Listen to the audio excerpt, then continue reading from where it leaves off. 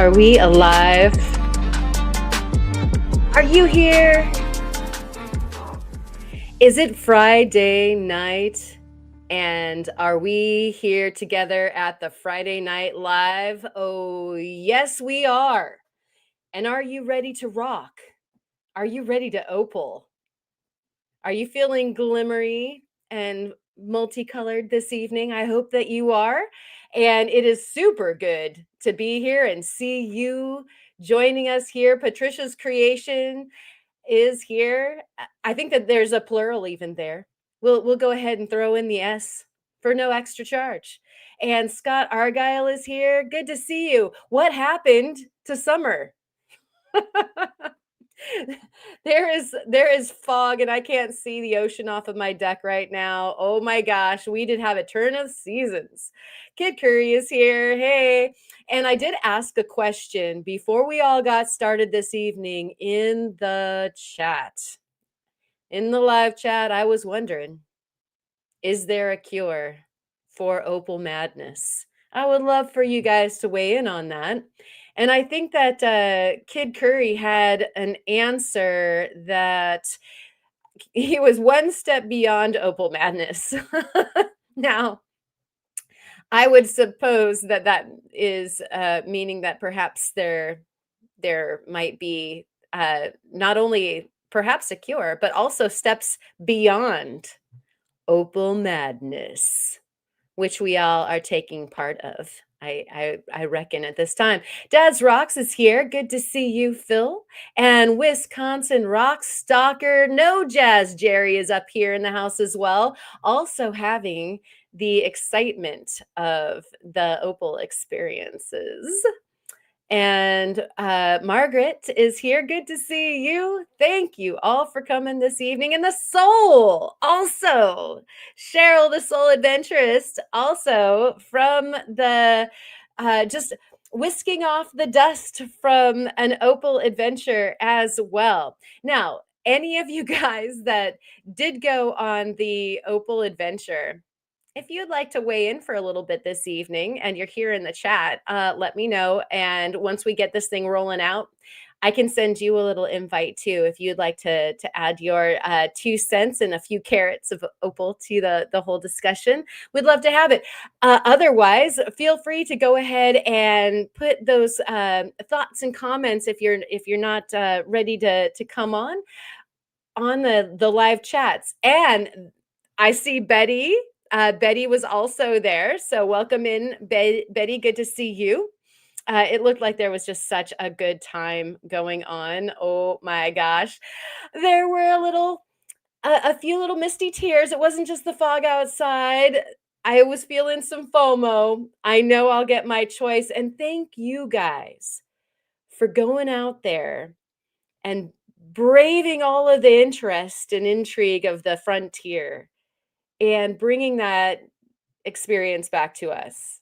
So, from all of those of us that couldn't go, thank you guys for going and making sure that it was going to get shared with us.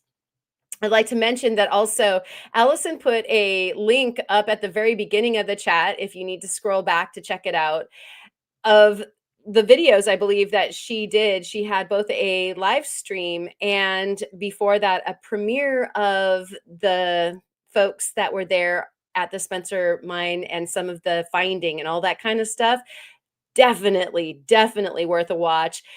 Be careful. There probably should be a big warning sign before you view these things and tonight's live stream that there is a possibility, this is the disclaimer, that you might suffer some opal madness as well. It is something that is communicable, infectious, and Allison got me so pumped during her Wednesday live coffee that I mean, it was such an exciting feeling to watch her go through her opal madness. She was just barely able to speak, and so I was resolved that it would be a good idea to let you all in on that energy. And so invited her on tonight so that she could share her tale. And indeed, she is ready to do just that as soon as we get through all the howdy doos and everything. So we'll go ahead and burn through that really quick. But that's what's going on tonight for the Friday Night Live is Allison Prairie Girl Rocks is coming on the show. We're going to talk about not only the Opal Spencer experience and mining, we'll talk about her Opal Madness, and we'll talk about some of the different flavors of Opal Madness, of course. And then just depending on time and how long Allison wants to stick around and everything, we'll also we've been compartmentalizing and organizing. And so I've got even a feature for you as far as that's concerned. Where do you put your opals when you have found them and need to put them away rough, and the ones that are cut and the ones that are finished? So we're still on that organization kick, guys. Mr. Chubby Hubby is here, and Danny M is here. Very good to see you. Thank you so much for coming. And I'm trying to scroll down. I'm scolding myself for not scrolling quickly enough. Beth Ellen, I don't know if I said hello to you, but I see you. I see you there in the chat. Thank you for joining us. I am imagining also that my mom is here. And so cheers to you and thank you for coming. She's got tons to say about both organizing gems, and she is an insane opalaholic as well. So I believe I caught the opal madness from her. I'm gonna blame it on her. And it looks like Tara is here. Uh, Cheers and welcome in. Tara did a live stream earlier and it was a sale.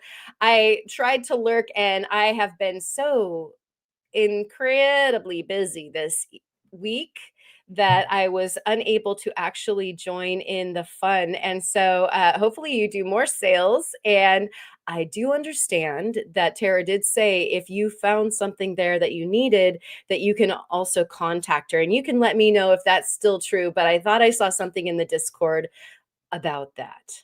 And so excellent, Tara. Good to hear. Let me get these comments up. I'm flying by the seat of my pants this evening, guys, and so I hope that your pants are doing well, and mine are tired. So she's saying she's planning to. Excellent. I'm gonna try to slow down here. And yeah, I'm trying to check through here and make sure that I don't have any uh, takers on the um, the live reciprocal here this evening. If you might want to tell me again. And Eric the Cat, I'm so happy that you could join us as well. And it looks like Tara is saying, send me screenshots. I'm happy to share my friend's experienced rock collection. Excellent. Very, very cool. All right. And we love experiencing your experienced rock collection. So that's all great. And we have, are those pants FAA certified? I don't think so. And they don't have a flight plan. And I didn't call it into tower either. So I think we're all in big trouble. But guess, Allison is feeling okay about joining me on this crazy flight, and so I am appreciating that as far as we might not have a flight plan, but we're going to get there, and we're going to get there in style. So we're definitely going to be talking about about the opals this evening with you guys. And if you have some questions, feel free to post them in all capital letters. You can shout them at me. It's going to catch my eye, especially if we're in the middle of perhaps an answer or a question in the dialogue of the interview. And so that is like the best way. If I don't see it the first time, feel free to copy and paste it and pitch it again, because we want to have all of the questions. We want to use any of your wisdom or insight also. And so, believe me, if you need to catch my attention, go ahead and just repost it. A lot of times I won't interrupt somebody, especially if they're talking or if we're in the middle of a point. I'll wait until there's like a good pause in the subject in which to introduce your question or your good comment. And so definitely let me know. And what we're going to do is, without further ado, we'll just get Miss Prairie Girl Rocks Allison right up here. Hey. How's everyone? And I'll speak for everyone. And yeah, just say we're doing great. We are feeling a little bit crazy with Opal Madness. Cheers to you. Yes, cheers everyone. Yeah, get your cup ready, find a comfy spot, settle in because did you see the little end clip in my video where I clipped out some of the ooh ah ooh? There should be plenty of that this evening on the viewers' behalf, I'm assuming. So also, yeah, Absolutely. nudge nudge. I see Wisconsin Rockstalker and Betty and all kinds of attendees in the chat. Do put a big bold italics something in the chat if you want to get up here, and you don't even have to show anything, just talk about your experience. Absolutely. Join us. I wasn't exactly sure even if I was going to have a live stream this evening. This is how like crazy nutso my week has been.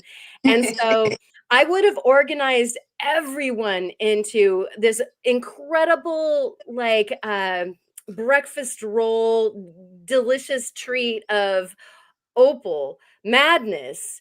Had it not been for that craziness, Allison, thank you so much for taking the invite and coming on. And like I said to you guys that are out there in the chat, you're all gems. We'd love to hear from all of you. If you don't have a chance to tonight, perhaps you can get with me and we can have you on in the very, very near future, because we all want to tap in to the Opal Madness. Yeah. And you guys have the energy. You are fresh with Yeah. it. So without really quick, we're gonna do a bell ring for Lava Bison. Thank you so much. But will it catch our ears? Perhaps. Here we go.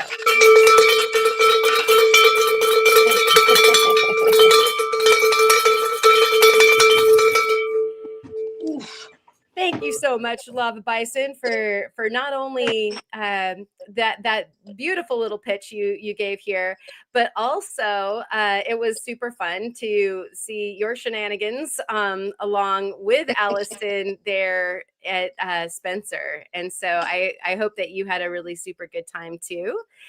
And yeah, an Opal breakfast burrito, exactly, Kid Curry.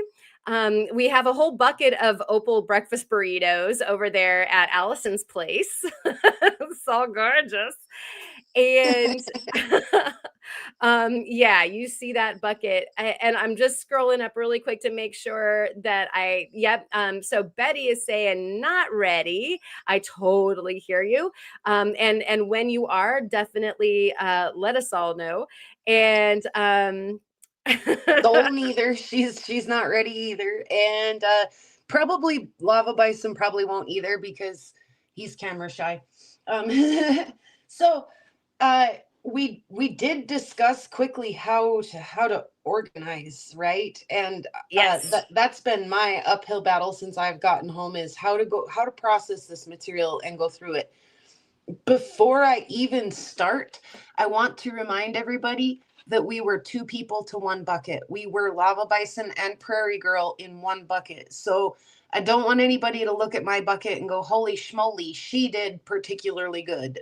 If you were one man to one bucket, you probably would have got about half the material that I did. So just a disclaimer there.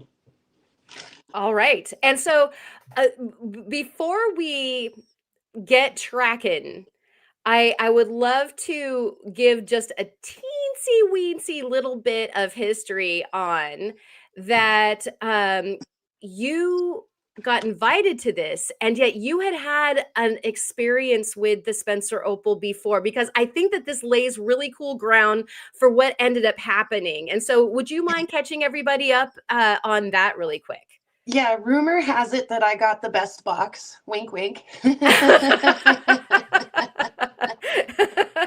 No, um, no sarcasm. Yeah. all the heavy sarcasm, which is actually, it's, in hindsight, that's a good thing. So, yeah, I really do, and I'm glad you brought it up right in the get-go. Want to talk about this. So, this whole taking the groups up to the mine thing is a brand new thing that they're trying. Also, the pay dirt boxes that they're mailing out was a brand new thing that they were trying. Um, I want to say that some people got their boxes and they didn't ship well. They were crushed, they were, open slightly, things like that. They addressed those issues immediately in how to fix what they were doing in this trial period. And so I got one of the trial boxes. Okay, let's just say it like that. I got one of the very first boxes that they ever mailed out before they had anything figured out. And it wasn't the funnest review video that I've ever made. And not sarcastically there. But they took the feedback from my video and have corrected the issue. So there will never ever be a box that looks like mine that comes out of that Spencer mine ever again. So they have taken the constructive criticism, the constructive feedback, and I was as kind as I could be. They really did just exactly what they said they were going to do. They put the dirt in the box and they gave me an opportunity to find opal, right? However, they are now taking some of these little pieces that they're finding throughout the day and going to make sure that there is a piece, at least a piece, in every box that goes out. So it may not be a $35 piece, but they're going to make sure you at least get something. And, when I was up there, and I first started looking around, I thought to myself, how in the world could you even get a shovel of dirt up here without opal in it? That seems impossible.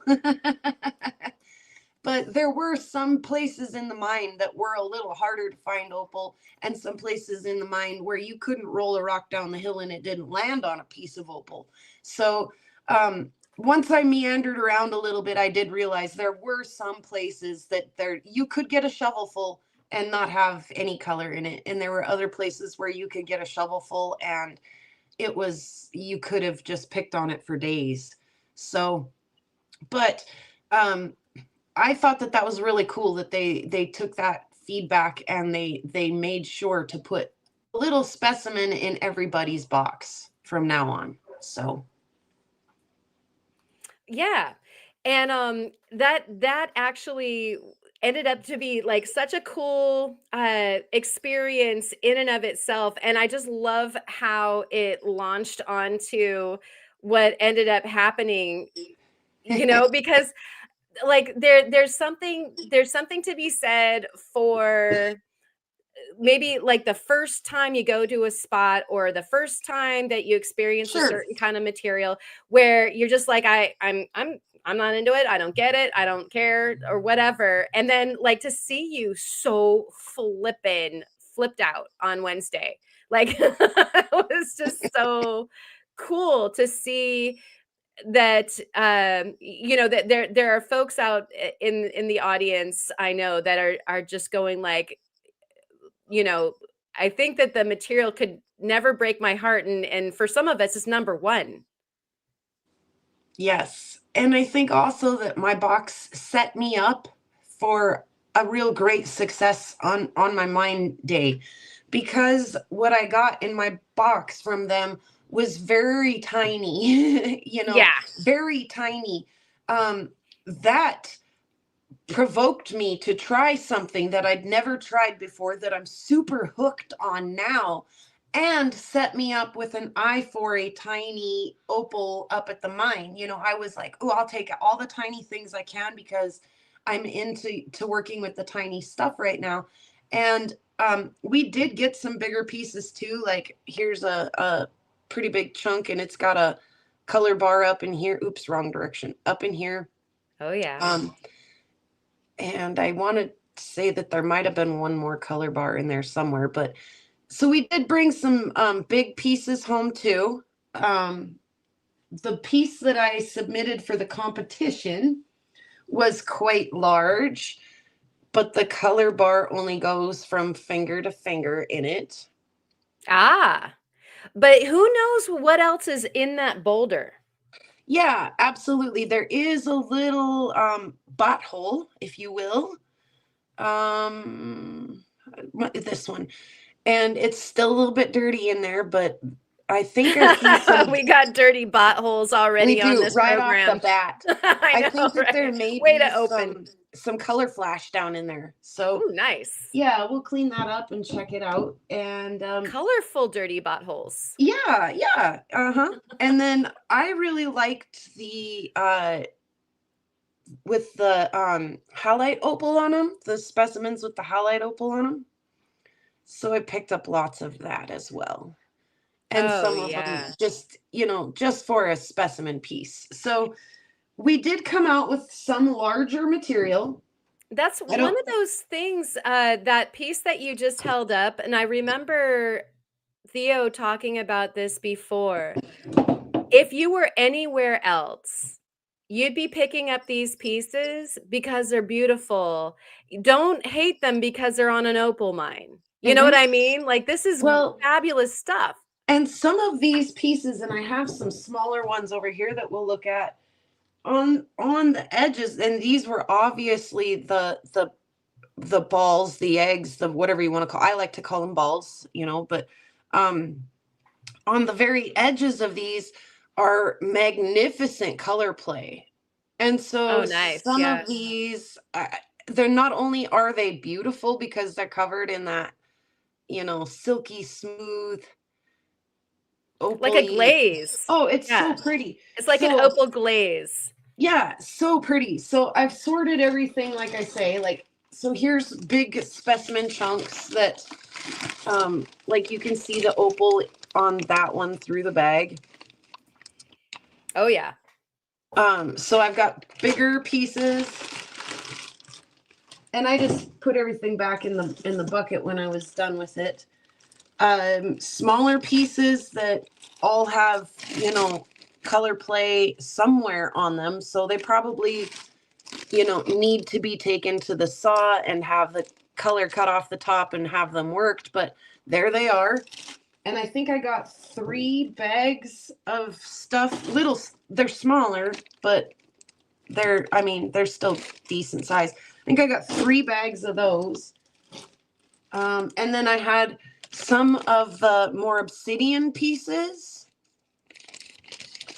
And some of those have precious opal in them or on them.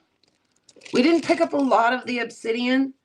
We kind of steered clear. I did pick up a lot of the jelly. There's some just larger specimens, and they do have some opal on them.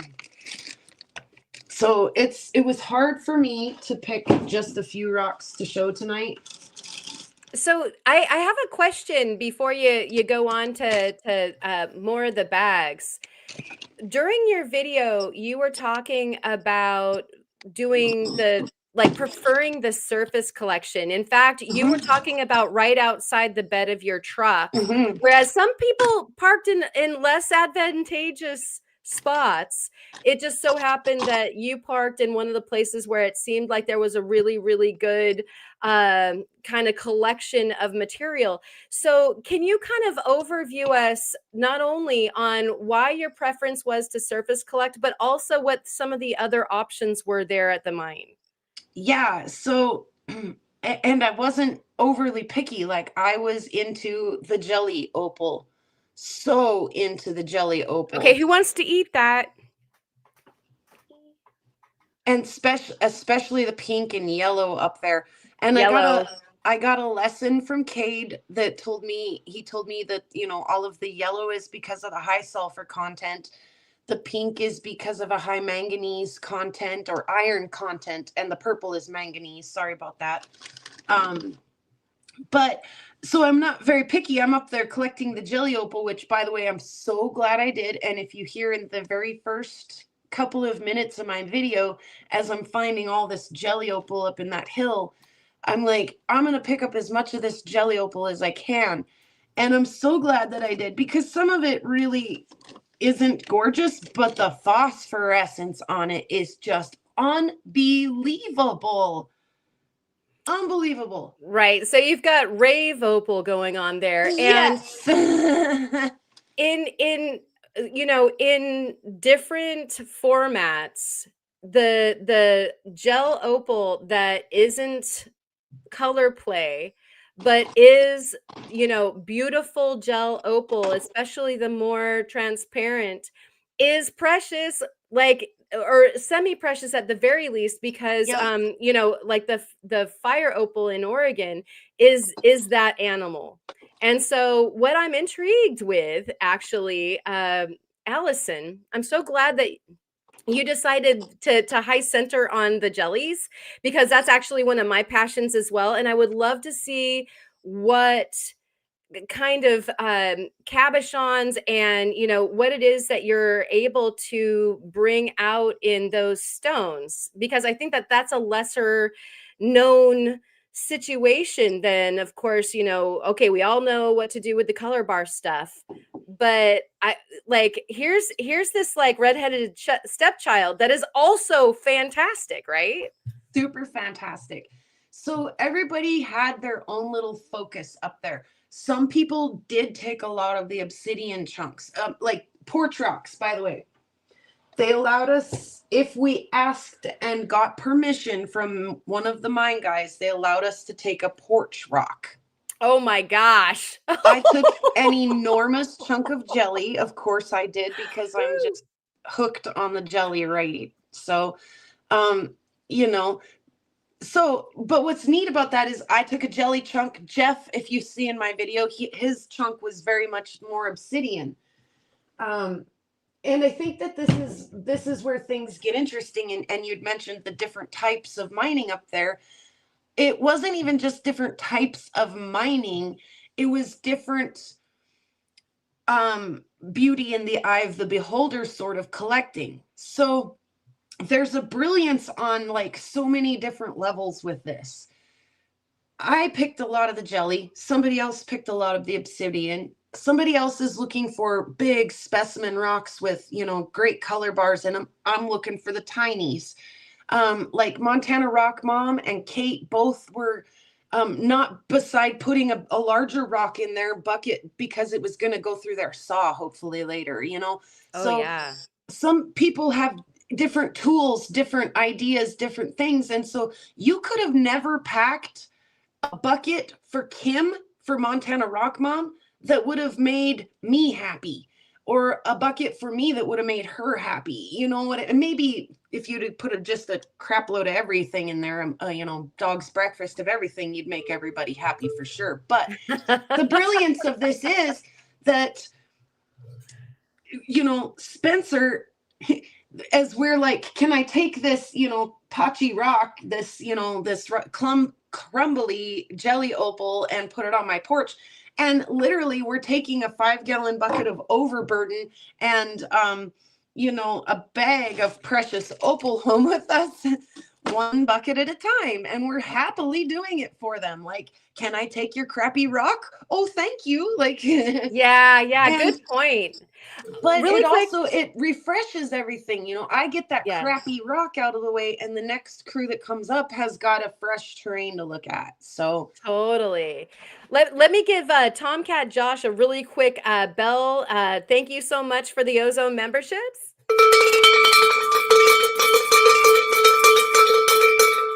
We love you, Josh. you get the Opal double bell. dreams to you, man. I mean, like, that's what should be like the gift upon gifting is like, may you close your eyes and see color bars. Absolutely. Oh my gosh, what an affliction, huh? Oh, It's my a goodness. real thing. It's That a real thing thing, really for sure. happens. Yeah, when I was cutting Lightning Ridge for the first time, this is something that can happen that is also a problem. a lot of the beginning color flash will be in the purples, like for Lightning Ridge, that's where it starts. And the thing that I kept on seeing would be like false purple color play. Like my eyes would be overwriting a piece. So like I'd be like grinding along, because you're waiting for that color bar and then you got to stop, and I'd start seeing the purple, but then I would like take a break and it wouldn't be there. Uh-oh. And Sorry. so, yeah, dreaming of real actual color bars is a good thing. Yes. Yes. Let's see. I want camera. I want to turn my camera around. Back camera. There we go. I'm gonna bring, as we're turning around and checking y'all out, I'm gonna bring Jerry, No Jazz Jerry, the Wisconsin rock stalker, on, and we can both heckle your piles, and then I'll give Jerry a chance to tell a little bit about his experience too. And Awesome. so go ahead and we'll say hi to Jerry. Awesome. Hi, Jerry. Hey, how's it going, everybody? It's good to see you. Welcome in, and Right. we're going to go ahead and continue on with Allison's pile here for a second, and then we'll get your lowdown on your showdown. How's that? Yes. Yes. Okay. I've seen her and Lava picking away there. They were going crazy. Yeah, we really never left the parking lot until like the last hour of the day. So, but as many different buckets as we all picked, as many unique buckets as we picked, there were as many unique ways to go about it, as many unique perspectives on what is a keeper and what's not, right? So, Yes, Allison picked so many rocks. She was using her clothes to carry rocks. Literally, she was using her clothes to carry rocks. and I'm the one with the camera. And so like I can just like tell you guys what a new nonsense thing that I'm doing and you don't have to actually see it. And then I watched everyone else's videos and was like, oh, the horror. Everyone can see me doing that.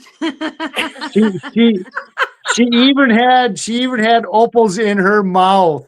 She ran out of clothes, so she had opals in her mouth. I did. I knew that you were going to be heckling. I knew that you were going to come on here and you were going to tell us, you were going to give us like the full story. Allison had the best time. I had such great luck. And like I say, I think getting the box that I got set me up to go find pieces like this. Oh my gosh. Yeah, look at so here's something that I wanted to say when you were talking about picking up the littles. Sometimes, like power to the petite pieces that have all the color and you don't have to worry about the other bunch of rock that you have to cut it away from. Right. Some of these are just, I mean, electric. Are you it's so insane. It just, and yeah, I picked up so much of that. I mean, this is just a small sample. These were just a few of kind of my favorites. Here's one that is kind of one of my favorites. The electric color through this is just crazy. And it was literally everywhere. I mean, it was everywhere. So crazy. So I picked up lots of things that, I liked. And like I say, I've kind of sorted it into jellies and stuff, but whoops, slickery little son of a gun. I also absolutely could not wait to get home and work some of it. Oh, okay. We need focus. Everybody, like, tune your eyes into those. Somehow, if we all power in, we'll be able to focus that. I wish I could zoom. I need to see that. Well done, Jerry. This one doesn't have any color. And so this is hilarious. This is hilarious, by the way. I have literally so much of this. And I go to work my first couple of pieces of it, and I'm intimidated and afraid that I'm going to ruin them. And I'm like, oh, I don't want to work the nicest pieces because what if I ruin them? Are you kidding me right now? Like, why am I so afraid of this stuff? Like, and it's also funny because I got the box. I got some tiny little pieces. I tried doing some new things and it worked out fabulously. And I had a just awesome time, right? But then I sit down to work some of this material and I'm like, what do I do with it? What do I do with it? Like, I thought I was ready to have it. And now I don't think I am. And now I don't think I should be allowed to have any of it because I'm going to ruin it all. I mean, just the mental process to sit down and try working my first few pieces. So this one doesn't have any color. But this one does, and it has a little color bar that runs right through the like top part here. There's some green. I see some green. Oh, I wish it would. Yeah, yes, you blink and you went through the color bar. And I mean, this that's one, how it is. Some of them are oh my God, this so one's just thin. Yes, it's like no, holy this one's man. got a good color bar on it, and it just shines every direction. Oh, wow. I caught a little glimmer. You might want to, I'm not sure if you can bring it closer I to know, I wish us I or could. What if I even do and it's out of focus, but you could see the flash better, maybe? that seems like my normal eyesight really actually, so that's Mine fine. too. Yeah. I could barely see her fingers, just like a blur. So for Tomcat like, and I'm sorry, Cool. Tomcat and Bob's, thank you so much for your membership. I'm gonna ring the bell really quick here. yeah.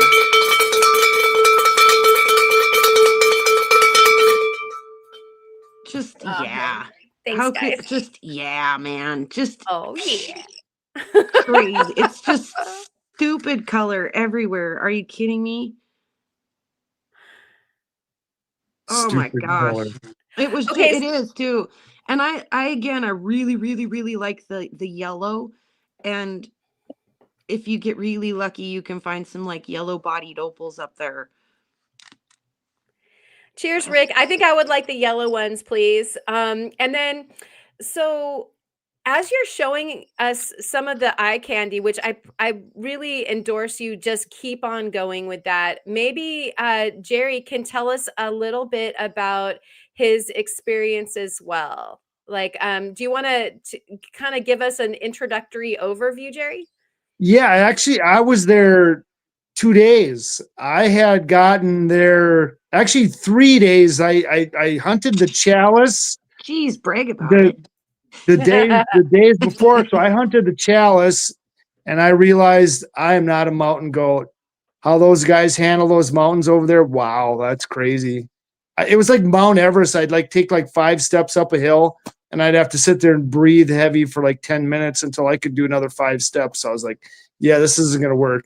So I went back to Spencer and I went in their yard, which is next to the diner, the day before, and they let you hunt there. So I kind of like wanted to go ahead and see what it was like to be in their yard and see what I'd be doing the next day at the Maker's Hunt. So I did that. Phil Stover was there. There was a few other people that were there that were also going to be at the dig the next day that were there the day before. And we were finding a bunch of stuff. Me and Phil were there, and we were there most of the day. And Brian and Julie, of course, were camping there and stuff like that. And Brian comes walking up to me and he goes, hey, you have to crack stuff like this. He says, you'll see these nodules and you have to crack these open. And he hands me this one and he goes, crack this open. There may be opal inside. So I hit it a few times with a hammer and I wash it off. And I know the camera's not going to be able to pick this up, but this is the piece of opal in here is as big as my thumb and my pad. If I can do this backwards, and I don't know if it can pick up the color because it's just I'm in the house. I'm not even in the rock room. Oops, sorry, block there. But it's broad flash green, and then on the edge it's got multicolors. And yes, so he handed this to me and he said, go ahead and break this. So I break it and the whole thing is opal. So this is probably, so thanks, Brian, if you're out there. And people know Brian from AZRE. He's now my bestest friend. I'm going to follow him around for the rest of my life. And because he put me on to probably, and I've been rock hunting for many, many years. He put me on to probably one of the best finds that I've ever found in my lifetime was this Oh, huge wow. piece of opal. And the bad thing is I thought, how many of these nodules did I pass up that whole entire day and not crack them open? So I'm running around after that looking for the ones that I did not crack. And I thought, why? So yes, so thanks, Brian, out there I know he was doing some stuff, whatever, but yes, thanks, Brian, man. This was awesome find. Yeah, So you yes, gotta crack some eggs to get some opalets, right? yes. But like it literally there is so much opal out there. By the time it came to the end of the day, I could see it on the ground. I couldn't pick it up because once I bent over, I couldn't stand anymore. It was Oh, literally like that. It was like I was so freaking. But this is after the third day there at the mine that I was. Oh my god, it was just it was crazy.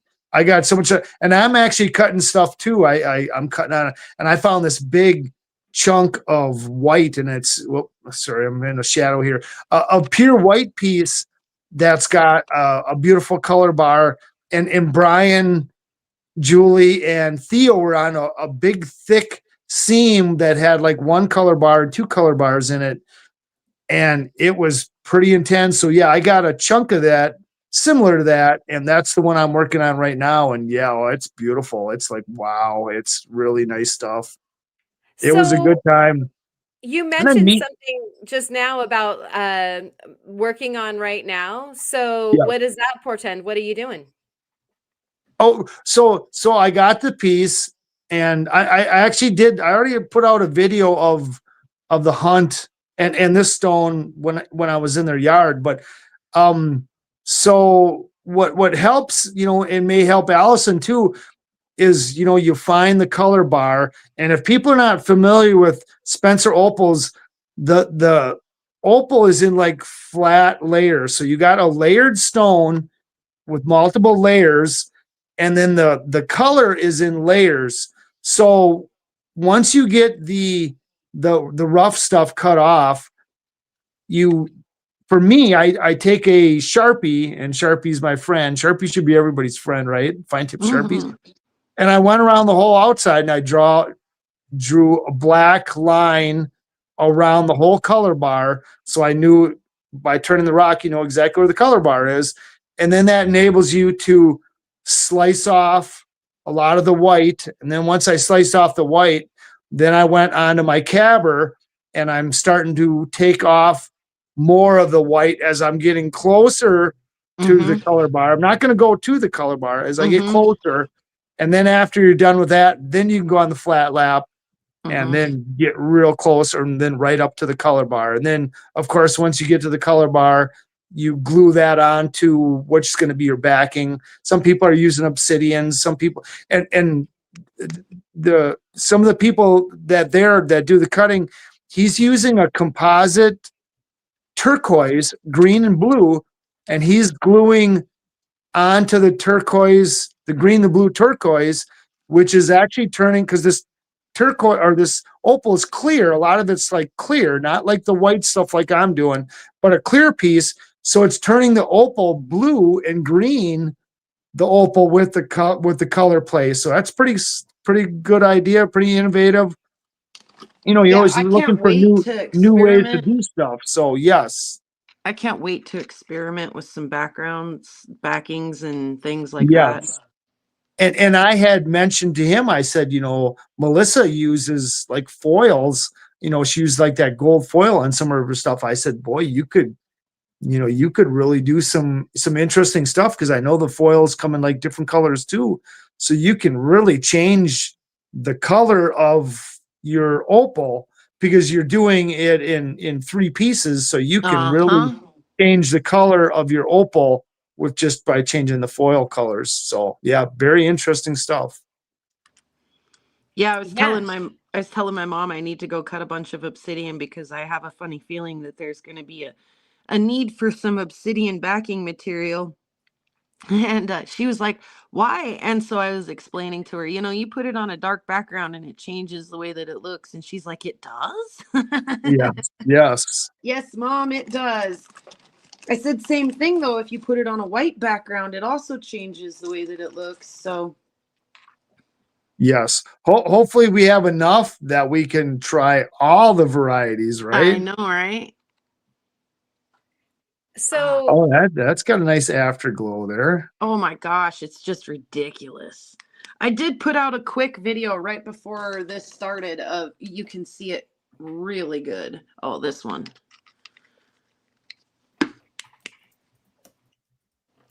It's just ridiculous. oh yeah, look at that. Yeah. It's just holding the It color goes from for blue, by the days. way, to green. It's just silly. The like, and I did not know when I went up there that this jelly opal would phosphoresce like it does. But I'm so glad that I was like hyper fixed on the jelly and the tinies, because like I came home and it was, well, Chinese. watch the video. Even my kid is like, what? Well, he's more screaming about the fluorescent red that their opals do than anything. And then the Hulk green got him too, of course, Yeah. Every kid loves the Hulk green glow. But yeah, the red. And then when he discovered, I loved it too, when he discovered that these phosphoresce, he picked this one up, the red one, and wanted it to phosphoresce too. And when it didn't, he was like, pretty please. There's Julie. Hey, Julie. That cracked me up. Anyway, yeah, well, I was hoping we could see that glow a little bit better, but it's still just a bit light in the house, all in all. So I'll put some lights back on over here. We are loving the light show. Like you just carry on, we can all just chatter, but all of the visuals that you're providing are so fantastic. We're just loving seeing all of the different ways that this particular opal likes to present itself. I mean, yeah, from pink yeah. bodied to yellow bodied to purple. I did get some of the purple. That one's trying to almost pushing it on the purple. Wow. And the other They also said this group that they just had out, us makers, were the most accident prone group they have ever had out at their mine. There were so many people getting hurt between scuffs, ankles, and smashed thumbs that they said they've never had a group quite like us before. So I know I want to make them a thank you package and include a package of band-aids. Like, here's to replace all the band-aids we used. Yes. That's hilarious. Plus, there was a lot of other interesting things that happened out there that are, I guess, are non-newsworthy. So, if you're in the know, you know what I'm talking about there. Yeah, it was an eventful event. The color bar on that one. That's a really, really good one. Oh my gosh, that's just fantastic. And it was just like piece after piece after piece after piece after piece like that. It just wouldn't stop. So where was I supposed to put them? In my lips. So are you feeling like you guys had to high grade? Did it get to that point? No, it didn't. No. Because how much room in a 5-gallon bucket does this take? Right. Right. Yeah. And and I was real picky. I just picked color. I didn't take no obsidian, no nothing. That's high grading. Yes, but I didn't fill my bucket and then dump it out. And then Phil Stoller was there, and he was, because he flew there, so he was like, oh, I'm just gonna, and then he ended up shipping 5 large flat rake boxes and 1 small one to his house. So, I didn't have that much. Oh, gotcha. God. Yeah, Phil is going to come on here, and he's going to tell you all about that in a second. Yes. Yeah, Phil got some really nice stuff I tried to get from him too. So he wasn't giving it up though. So oh, go ahead. we had a little different game plan. So we knew that if we weren't careful, we would overfill our bucket. Again, we were 2 people to 1 bucket, so do keep that in mind. So our game plan going into it was, look, I just finished cleaning that one up. I didn't even look at it yet. Our game plan going into it was to put the maybes off to one side. The maybes. Yes, and the 4 shores in the bucket, right? And so at the and I didn't even remember that we had the maybes pile next to the bucket. Honestly, at the end of the day, my brain was so fried. But Lava Bison did. And so when they started loading everybody up and the day is over and all of that, he went to our maybes pile and just filled our bucket the best he could. Oh, nice. With whatever we had set aside, saying, you know, maybe this will make the cut. So that was a genius move for him. And so instead of the other way around, you know, did you fill the bucket and then have to high grade? We just kind of did it as we went along. We had a little bit different game plan going into it. Solid game plan. And Soul is jelly. saying, at least I had no physical injuries. I figured I would break an ankle or two. Thankfully, I walked away with only a bruise from where a shard hit me in the spare tire region. Oh my gosh. Well, I'm so glad that you came in. You came out of it without, you know, losing any limbs or anything like that, you know, especially considering the bloodletting that Allison showed on the video. Oh, I couldn't believe it either. Yeah. It was something else. It was super interesting. Just something going on every direction. Drones flying above. It was a blast. Yeah, you could see for 1,000 miles too when you're looking out over the plains. I mean, you could see forever. And well, then I'm used to that. yes, and then of course Mike came and said, no, it's only about 20 miles. So I thought it was like 1,000. I thought it was 1,000 miles, but I guess it's only like 20 miles. So right on. Oh well. It's Lattice is saying, stuck mostly to the color, took a few specimens that looked like they would make cool cutters, a few mystery nodules. And so, Nice. yeah, it sounds like everybody did have like a game plan. And I imagine that just like any hounding experience or mining experience, you probably have to change it on the fly given what it is that you're getting. And so, I want to ask you a question, Jerry. Did it kind of correlate with your expectation, or was it totally different than what you expected?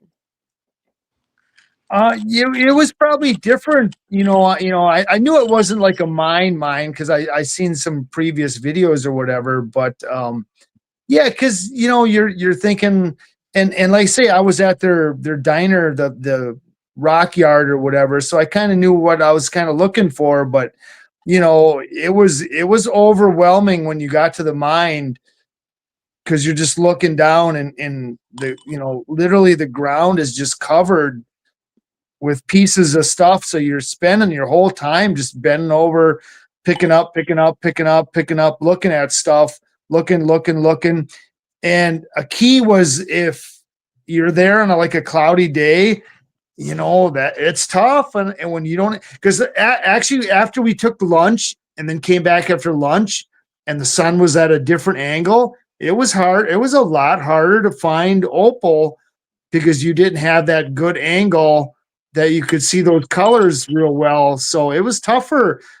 But yeah, it was like a normal rock hunt. You spend a lot of time bending over, picking stuff up, bending over. But yeah, it was interesting. Nice. Betty is saying my klutzy behind didn't get hurt either. I carry band-aids just about everywhere, which is a really, really good thing for you and others around you if they decide to do some bloodletting on the glass that it is. And then one of the things that I like to do, I don't know if you guys I think I talked about this during the Maker's Bunch the last time that we were all together. I love those exercise balls, those big exercise balls.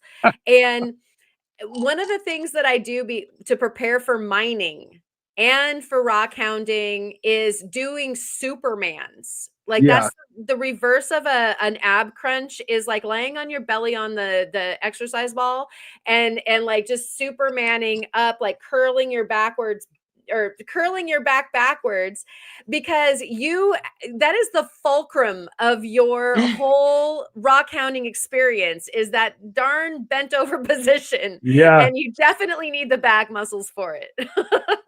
Yes, you need to be fit to be running around out there. It's Right.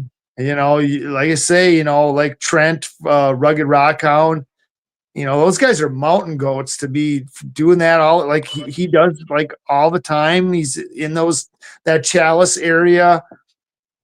Jeepers, I mean, that's crazy. I mean, man, those guys are a whole different breed out there doing that kind of stuff. Oh yeah. Yeah. And what's great is that you can come into it at your comfort level and be successful, just depending on what your game plan is. And Lava Bison is saying our water squirter bottle was defunct, so we grabbed everything that hinted at Opal and sort Yep. out when the dealing's done. That is so smart. Yep. So it was a mystery. Some of it we knew had color, and some of it we really couldn't tell until we got it home and washed it off. Uh-huh. Yes, there was a lot of stuff I picked up because they tell you, like, oh, just pick up plain opal with no color just to practice on. So yeah, I grabbed a bunch of just plain white stuff, and I had a few ideas of making some kind of like a link bracelet with a ring of silver, and then glittery opal, just like round pieces of just white opal, something like that, to make something with just a plain old white opal. Oh yeah. There are definitely uses for potch, and so that's a Yeah. good point. And Soul is talking about getting lost in the rocks with the rosette vugs. That sounds absolutely fabulous. I They are agree with just that. delightful, yeah. Beth And is the different colors in the little rosettes, like some of them look gold, some of them look pink. Yeah, they're beautiful. So And Beth was crazy. wondering, how high is the elevation there? I did actually hear a couple of people complain that it was hard for them to breathe. I did not have that issue, not even in the slightest, but I did overheard a few say they were having a struggle. So Yeah, I don't Isn't know it how. 8,000 or something? Yeah, I don't know how high Spencer is as far as above sea level, but the mine wasn't too high up above Spencer. So whatever Spencer was, it's not real high up. yeah, it would have never crossed my mind had I not overheard somebody over my shoulder say something about it. Yes. So, but I did hear that. So, if you are sensitive to that kind of thing, it obviously could be a bother. Well, Cheryl So has asthma, and she said she was fine. So the Opal Mine is, as far as the Googles are concerned, at 7,219 feet. And so, yeah, a little over 7,000 feet. And so that would definitely give altitude awareness to somebody such as myself that comes from like, Sea zero. level. Yeah. sea level. Yes. And I'd like to also welcome Phil in. Phil has joined us. Welcome in, Phil. Oh, sort of. Oh, we lost him. I'm here. Hi. I'm grabbing a light here right quick. Okay. He's gonna grab a lot, but we know he's here with us. And it definitely okay, so Julie is saying that the mine is 1,000 feet over where Spencer is, and so Yeah, that's what I pretty said. darn high. Yeah. Yeah, it didn't seem that high up from Spencer. We didn't climb much elevation from Spencer, so Gotcha. And yet, like I said, given whatever your lung capacity is or where you came from, that might be a something to deal with. I know that, like, if it gets up much over about 6, I'm starting to feel it myself. So, how you doing, Phil? Doing great. Hey, Phil. Hey, Great. Phil. Hey. So I would love to ask you, since you just entered in, what would you say the highlight of the Spencer Opal Mine experience was for you? Meeting me. Of course, getting to hunt with Jerry 2 days in a row.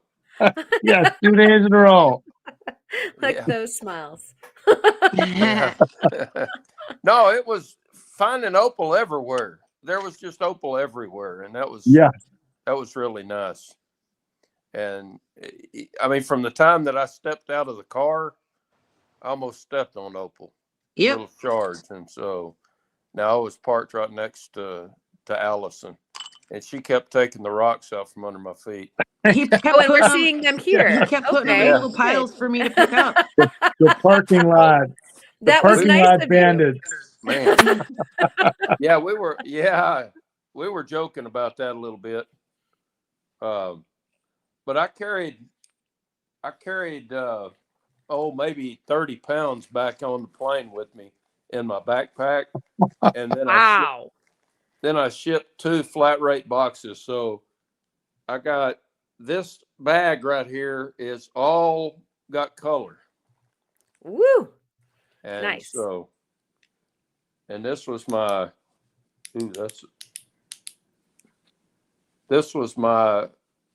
contest rock, if I can find the color. Yes, the one you should have won the contest. Yeah. Uh-oh. Sounds like fighting words. It was rigged. It was rigged. Yeah, let's see here.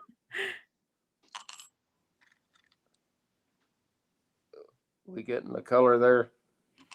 Not quite. If you would raise it a little bit higher, yeah. It's like pink. And there you go. That's It's pretty. Yeah, it's pretty. Yes, It's pretty in pink. Yeah. Pretty in pink. Pretty in pink. My iPad's sliding. We should make away a on me. movie. Yes, it was a movie. Wow, that looks like ruby red lips waiting to kiss you. Yeah, well, then when you come around to the backside, let's see. It keeps sparkling all the way around. Oh. And so I don't know how deep the opal runs in there, but Phil's gonna find out. Yeah. I was trying to save Phil from an imminent plane crash, from him overloading the plane with rocks by unburdening him with opals. Yes, Jerry. He wanted to really risk his life about that. taking all that stuff on the plane. You're a saint, Jerry. He really was. Hey, it's all I can do. He didn't want me damaging any of my opal. Right. Here, let me look after that for you. Yes. Soul would like to know who won the contest because she missed it. The two looks like it stings a little. The pretty girl and the athlete dude. I forget what they are. Who are they? Was it? They're like the beach walk, the beach. It wasn't Rugged Rockhound, but No. Rebel Rockhound. Rebel. That's Rebel it. Rockhound. There you could go. Never get the two straight. They're TikTokers, aren't they? They're like, yes, they're like models. They're both like models or something. Right? Am I right or am I right? I wasn't gonna say it out loud, but I've really had this song stuck in my head all day, and it goes a little bit like this. Me more minor than you. You're more of a minor. Yep. Anyway, no, they were nice folks for sure, but yes.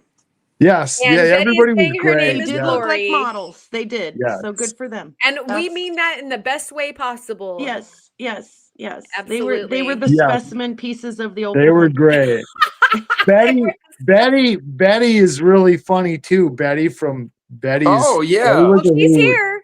She's here. Yeah, she was a hoot. I got a t-shirt from Betty. I don't mean to make you guys jealous, but I got a Rock Betty t-shirt. I saw your Rock Betty t-shirt, Allison. Oh, she gave me a wear it tonight, but I still haven't washed it because all I've washed is my opals. She gave me a big chunk. She gave me a big chunk of poppy agate. So Nice. Oh wow. take that. Oh, Man. yeah. I Take like the that. t-shirt though. That's Well, pretty I cool. got to camp right next door to It's Touche. Lattice and the Fonzie. So The there, Fonz. the There's Fonzie Betty. was. Yeah. Betty is loving that we're fighting over her. Yeah, We Yeah. are yeah, too, yeah. and the Fonzie. The Fonzie was pretty special too. Well, and I don't know if everybody instantly loved the Fonzie as much as I did, but he reminded me of my little bees girl. So I was like, if you needed anybody to walk your dog, I will gladly take him. Wow. What was the dog? Fonzie. Oh, that was the Fonz. Fonzie And was his name. Yeah. gotcha. And what breed of dog is Fonzie? I don't know. Fast. How's fast for a A breed? fast dog. Yeah, speedy. There was a Right. lot. Is There was a Fonzie lot of rockhound? dogs. Yeah. There A lot of were. people brought dogs. There were. Abby was my other favorite dog there, but I didn't get to camp next to Abby, so. But yeah, they were letting Abby test and approve the rocks. They'd have her sniff them, and if she licked them, then it was Abby approved. Nice. Yeah. Anointed. Yes, yes. We Every would have time added I- 3 to that crowd, like with the 3 healers. So maybe it was better that we come on another time. Every time I saw a dog, all I thought was barbecue sauce. Oh, well, and what? What? Oh my gosh! No, we got all I could the think too squirrel. when I met Kate from Katie Did Rocks too is like, and I get to meet Yes. Kava. Dog, Woo! another dog. Like, Yes. her dog is almost as famous as she is, right? Like, Kava Yes, Rock. everybody brought dogs. Like, come on, really? Dogs? Yeah, dude, dogs. We're rock hounds with our rock hounds. I left that mine at home. That was Brenda's dog for the week.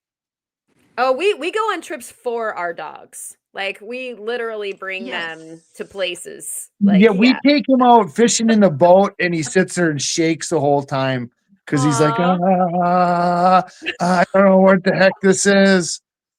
I got this goofy piece. It's not color flash, the red that's in here. It's like jelly with like red jelly inside. Ooh, I love that guava jelly in there. That's jelly. nice. Yeah, that is neat. Yeah. Yeah, there was a lot of other interesting stones too there. I picked up a bunch of stuff that wasn't opal or obsidian, that was just strange looking stuff, and I grabbed a bunch of that stuff too. I thought, well, why not? Again, right? they're like, here, we'll let the rock hounds pay to come up here, and then we'll let them take all the rocks out of the way so we can get down to the opal again. Yeah, there was some real pretty rhyolite up there, and that Yes. nebula obsidian. Yes. Yeah, when you were talking about the getting the obsidian and potch and that sort of thing, I was thinking like, wait a second, wasn't there supposed to be some really outstanding rhyolite? Somebody tell me about this, because I'm a rhyolite girl. I love me some rhyolite. It's dynamite. So there was some pretty stuff there. It had it was whitish with kind of a dark maroon pattern in it, Nice. lines and stuff. It had good contrast. Yes. Is that the material that they also sometimes fable has some of the opal like embedded in it, also kind of almost like a fairy opal? It was in the obsidian and in the rhyolite. Ah, wow. Like, how exciting is that? Has anybody polished up any material that fits that equation? I Not polished yet. some of the obsidian from the box that I got. Yeah, I did too. Did you have any opal in that obsidian? No, but I have some in the obsidian that I got this time. I need to see that polished. That is your mission if you choose to accept it. This podcast will self-destruct in 10 seconds. We would really love to see that if you are in the mood to post that up on the Discord when you get that done. Maybe we should have chosen obsidian for this month's maker challenge on the obsidian or on the podcast. Oh, what am I saying? Discord. On the Discord. Yeah. I think we did obsidian already, didn't we? I think we Or maybe did. We not. might have to double Yeah. down on that just because of this. But All right. Maybe. there's some obsidian Yeah. with the opal in the bottom. Aw, that's obsidian with an opal bottom. Yeah. How sweet is that? Whoa, get back here. Yeah, those were outside. Nice. And so does that piece have the color bars? And It does. go ahead and so how is it like, just for folks that are watching that haven't been exposed yet to this whole phenomenon of the Spencer stuff, how will you go about harvesting those color bars? Carefully. Good answer. Will you be making the triplets out of it? Yes. Okay. So I've got some good clear quartz, and then I've got some basanite that's already, I guess, 1/16 of an inch, and I was going to just use that. You're backing with masonite? Basanite. Basanite. Okay. I guess that's how you say it. All right. Yeah, masonite. Yikes. The termites will get it. Right. We'll say what? Destabilized. No, basanite. Yeah, got it. And so have you made, like, are you already practiced in the art of making triplets? No. Okay, so this is I'm a newbie. like a new area for you. Yeah. You know that there is a ripple in the clear quartz market right now just because of y'all. And Yeah, obsidian That's backing what I've too. heard. Well, if anybody needs obsidian, talk to me because I've got a ton of it. Yeah. You know, stuff from Glass Butte that wasn't worth picking up, but I did anyway. And so y'all can talk to me about that. But I have been watching everybody scrambling for the clear, optical quartz, and it is Optical, yes. Yeah. Yeah, I gave Lava a couple pieces of obsidian, but it was rainbow and velvet, so I don't think he's going to use that to back anything, or if Allison's going to use Heck it. So. no. Yes. No, yeah, no. No. For sure. Yeah, sure. You Keep don't that touch it. special for something else, for sure. Yeah.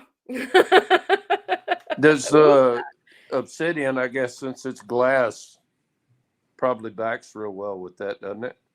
So I found that that triplets and doublets that I've made in the past do very well with obsidian on account that it's the same basic hardness. We're all talking about glass. Something that I just actually experienced was I was cutting some of the Oregon fire opals, and there is actually some black potch to the Oregon fire opals. And so if you actually wanted to back an opal with opal, I can get you there too. Talk to me, because it's not worth doing anything with. It's so rich in like iron and some dendrite that it's not something that you'd want to make a cabochon out of necessarily, but it would make a really cool opal backing. So yeah, talk to me if you'd like some of that. Okay. Because I accidentally have a lot of it. Accidentally. Yeah. Yeah. Stones seem to fall into our laps, right? Well, in this case, I went up and I mined with the Outlaw Rocks people, and just like what you guys experienced with your time up at Spencer, you spend time on your first outing figuring out what it is you want to get. Yes. And what you don't need. And you're allowed to fill up a bucket in the course of time that you're mining, and either you're hard rock mining into the wall or you're going through tailings, and so it's very similar. And we got a lot of this darker material that you could see some of the opal on, but then it would like go into this body of sort of like this dark opal host. and it wasn't the actual host rock because a lot of that is more volcanic. And so I thought, oh well, this is going to be fantastic. It's going to be dendritic. I'll slice it into slabs, and it's just going to be gorgeous, and it's great backing rock. Just so you know. Oh, that's good to know. I do have plenty of black obsidian too, so I can try that. Yeah, that's a good way to go. Okay, after I left Spencer, I went down to the gem fields. I figured I'd do some picking down there. I love gem fields. Yes, and I didn't know that was seeded. That's seeded. I mean, it's cool because they have a lot of different kinds of rocks there, but that's not, that's not natural. That's somebody dumping that stuff in there. That's what that is. So, are you talking about Gemfield, Nevada? Yes. Huh. That's not. I got video. I'll be putting up a video in a week or something maybe. But yeah, to me that's. I mean, don't get me wrong. I mean, this material is beautiful and it's really cool and it's nice to have all that different material in one place. But that's not. I don't think that's a naturally occurring thing there. You can see that just dump. Because there's places where, like, the people had dug down, like through, like down, and into grass. Like, well, how did the grass get underneath all that stuff? So, because people move a lot of that material. I'm not entirely sure I'm following on the seeded part. It gets moved, but I have actually dug hard rock mined into some of the seams there. And so there's definitely material there. You sure that's not a rock that's just buried under layers and layers and layers of chips of chips of chips?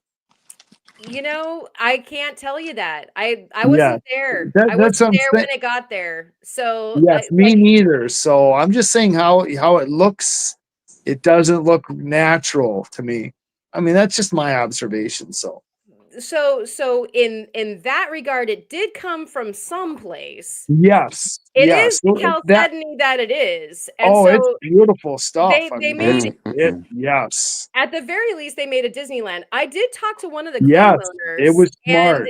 It didn't occur to me that she had the Wilnor technology to do that. But it must have been if that's what happened, it was a massive undertaking. So I wouldn't know why somebody would do that. But again, it just wouldn't be worth the money that they ask for. Yes, right. They'll fill up an actual truck for you unless it was done 100 years ago. Yeah. I mean, in that case, either. I love this conspiracy theory. Let's go ahead and check through this because it might be super interesting. There's a chance that one of those huge gold mines that are adjacent just to the east of there. I mean, since you just drove there, you would know what I'm talking about. I mean, there are some monumental earthworks going on. What happens if they just dumped a bunch of really fantastic stuff over to the side and these guys made a claim out of it?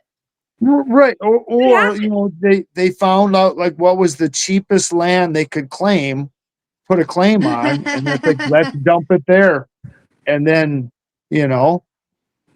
it's it's a compelling and interesting thing that inquiring minds need to know about. It's probably a thesis for some geology guy to figure out if that's a natural formation or not, because it's just strange that you would have those 5 or 6 different types of rocks in that little tiny little area, and all the other hills are nothing like that. You walk 10 feet away down, and those are some washes and stuff like that. There's nothing there. Just right there. That's it. Within that quarter of a mile, you're finding those 5 different color types of rocks, but nowhere else anywhere near there. I would go either way with you on that. And the only argument I'll offer is that I've been to some other places that are small. They're productive but small. And Yes. they're also they are associated with the Yellowstone hotspot moving through. And so I can buy it because I've seen other places that are sort of like that, where you're like, Yes. how in the world is it that there are, Here and nowhere else. yeah, like in maybe a 5-mile radius, that's it, or Yeah. even smaller. And so, your claim lot is typically about 20 acres. Yeah. And at least in the state of Oregon, it costs the same unless somebody sells it to you. To Okay. claim it, it all costs the same. Okay. And Okay. so, yeah, and so, I mean, I don't know. You know what is gonna happen? I'm gonna go down there. I'm gonna like just grill the chick that I know that is part claim owner, and we're gonna find out Yes. what she knows. But either way, thank her, whatever the outcome is. Thank you for putting it all in one spot, Right? so we don't have to drive. Because for me, it was 1,900 miles from home. That is 1,900 miles from home. Wow. So, I didn't have to drive to 5 different spots, hundreds of miles away from each other to get this material. We could find it all. So it was a genius thought to put it all right there to where we could just grab it from right there. Did So, you go to did you go to all the pits? yes, the red was Awesome. gone. The red, Okay. somebody had just done some videos on that red and it was gone. Yeah. Gone. Yeah. Which is okay. I didn't need any red, but Right on. Yeah, it's amazing. Like, some people say that there is no strength to the internet as far as outing spots, and there is. Oh yeah. There Yes. is. Yes. So Blink at of an any eye. rate, Put it online. It's a blink of an eye and it's gone. oh yeah.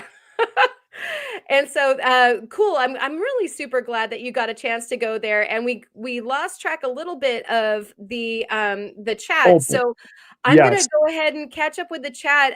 Allison, why don't you let us in on what you're going through right there on the big picture, while I catch up here. I've got just a little bit of everything. Like, over here's more of the jelly.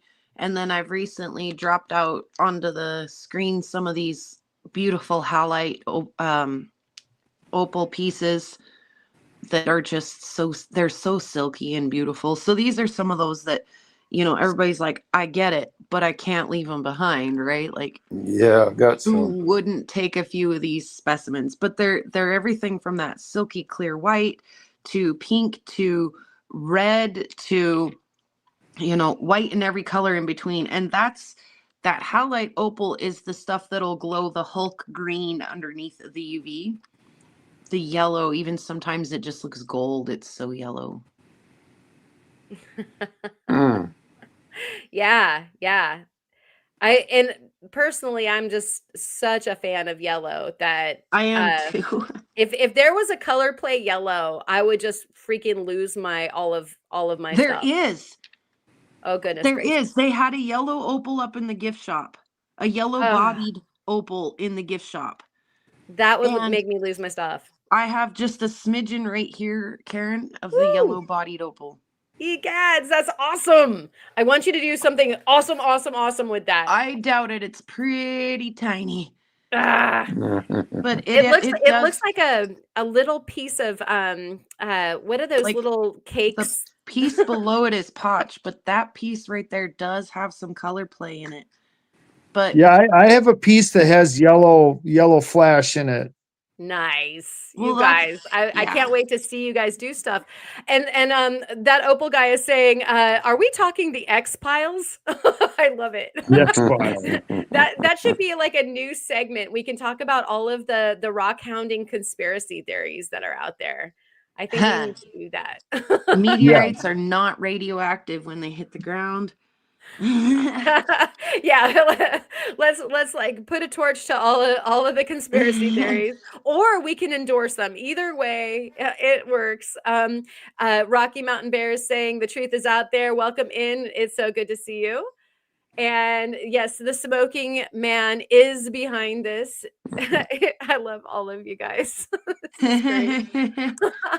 So Karen, when when I was doing the surface collecting, I took a little bit different approach than what Allison did. And what I did was there was a fairly steep hill. It was hard to climb because it was just a rock slide. But I let gravity do the work. I used a little trowel and my rock hammer, and I would just keep scraping, and then more material would come down. Ah. And I was able to uncover quite a bit of opal there. And I did not waste time pulling out the squirt bottle every time I found a piece of opal. If it was the porcelain looking opal, I went ahead and I stuck it in my bag or bucket, and then I got up at lunch and hydrated a little bit, and I did some in the motel too. But I probably went maybe 15 yards up that hill the whole time as I would uncover. You know, I'd get to where it would quit sliding down, and so I'd move up a little bit and start moving big rocks, and I was overlooking the big rocks a lot, and that was a mistake because there was I learned close to midday that there was opal in those if you just flipped them. Oh no! And really? so Yes. so I started looking harder. I got plenty of material. Okay. And so, I mean, I got a lot of good material, and so I'm happy.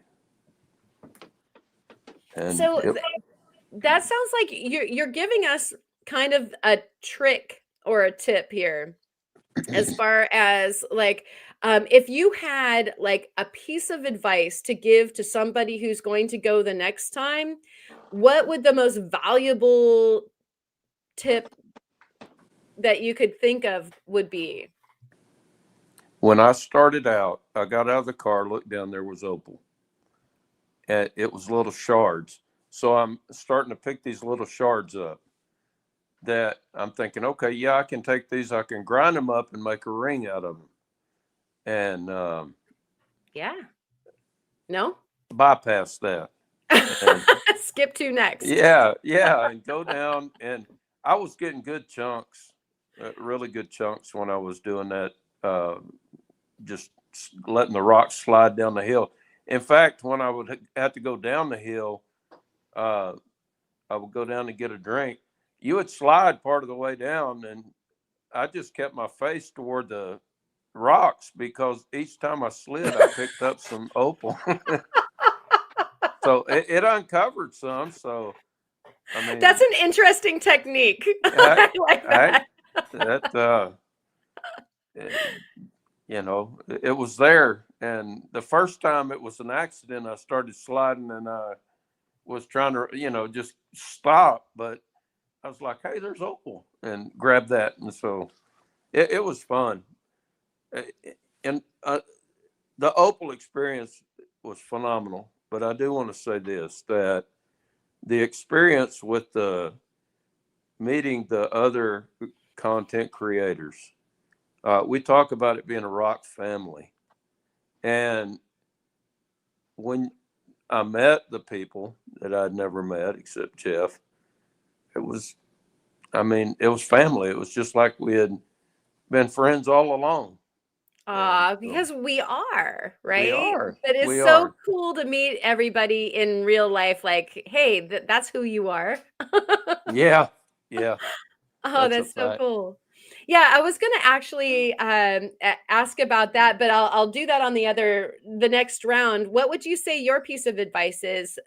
If you're physically fit, go after the seams, because the seams, when you get these chunks like this, where the opal's inside these little balls, they actually have seams where it's like forming like a seam of agate. And now the ones that Brian and like Theo was on, mainly it was Brian that was the one that found it. It was a thicker seam. And I mean, they were pulling out pieces that Yeah, right there's Brian. Like dinner. Hey, thanks for the opal, Brian. You're my man. So, but they were picking up pieces that were like dinner plate size seam. The seam was like going in. And if you're physically able to do that, that's the way to do it. Go after those seams, because then, whoa, those are some nice pieces. They got some beautiful stuff out.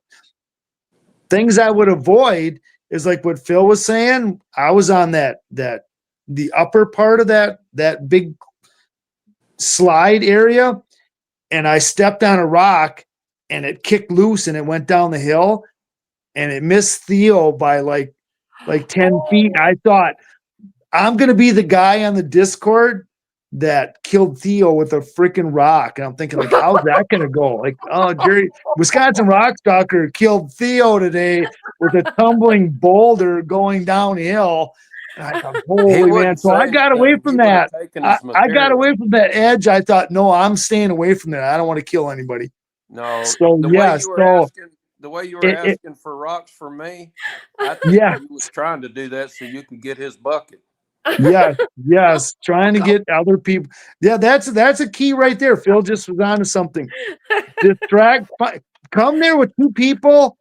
Just use one person to distract somebody and then get their bucket. Yes, that's the way to do it. Or just try to be overly nice and save somebody from a plane crash by unloading as you know, unload their burden. Right. Yeah. It's truly charity. Yes. He's got a big heart, doesn't he? He does. It's really impressive, and we thank you all for it. Welcome in from Earth to Elegance. I understand you're there too. Weren't you part of this hounding experience? And so welcome in. And so I think that that was like the tip that you would give everybody. And it looks like we lost Allison here for a second, so hopefully we'll get her back. But I also would love to hear what you found was the most surprising thing. So, what would you say was the most surprising thing from the time that you spent there? Can you think of something?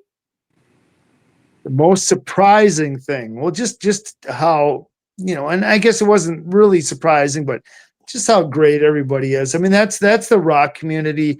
You know, you are really basically strangers. I mean, yeah, we kind of know each other from the YouTube and stuff, but just how friendly, you know, I mean, talking to like Lava, it was like we had, or Phil, like we had known each other for our whole lifetime. You know, you just kind of, it's that, you know, us rock people, we're different kind of a group, super friendly. Well, you know, everybody's friendly. Meeting Brian and Julie, I mean, like, you know, and like when we were like saying goodbye, I mean, we were like hugging everybody, like we're like family. I mean, and literally we're like family. It's great.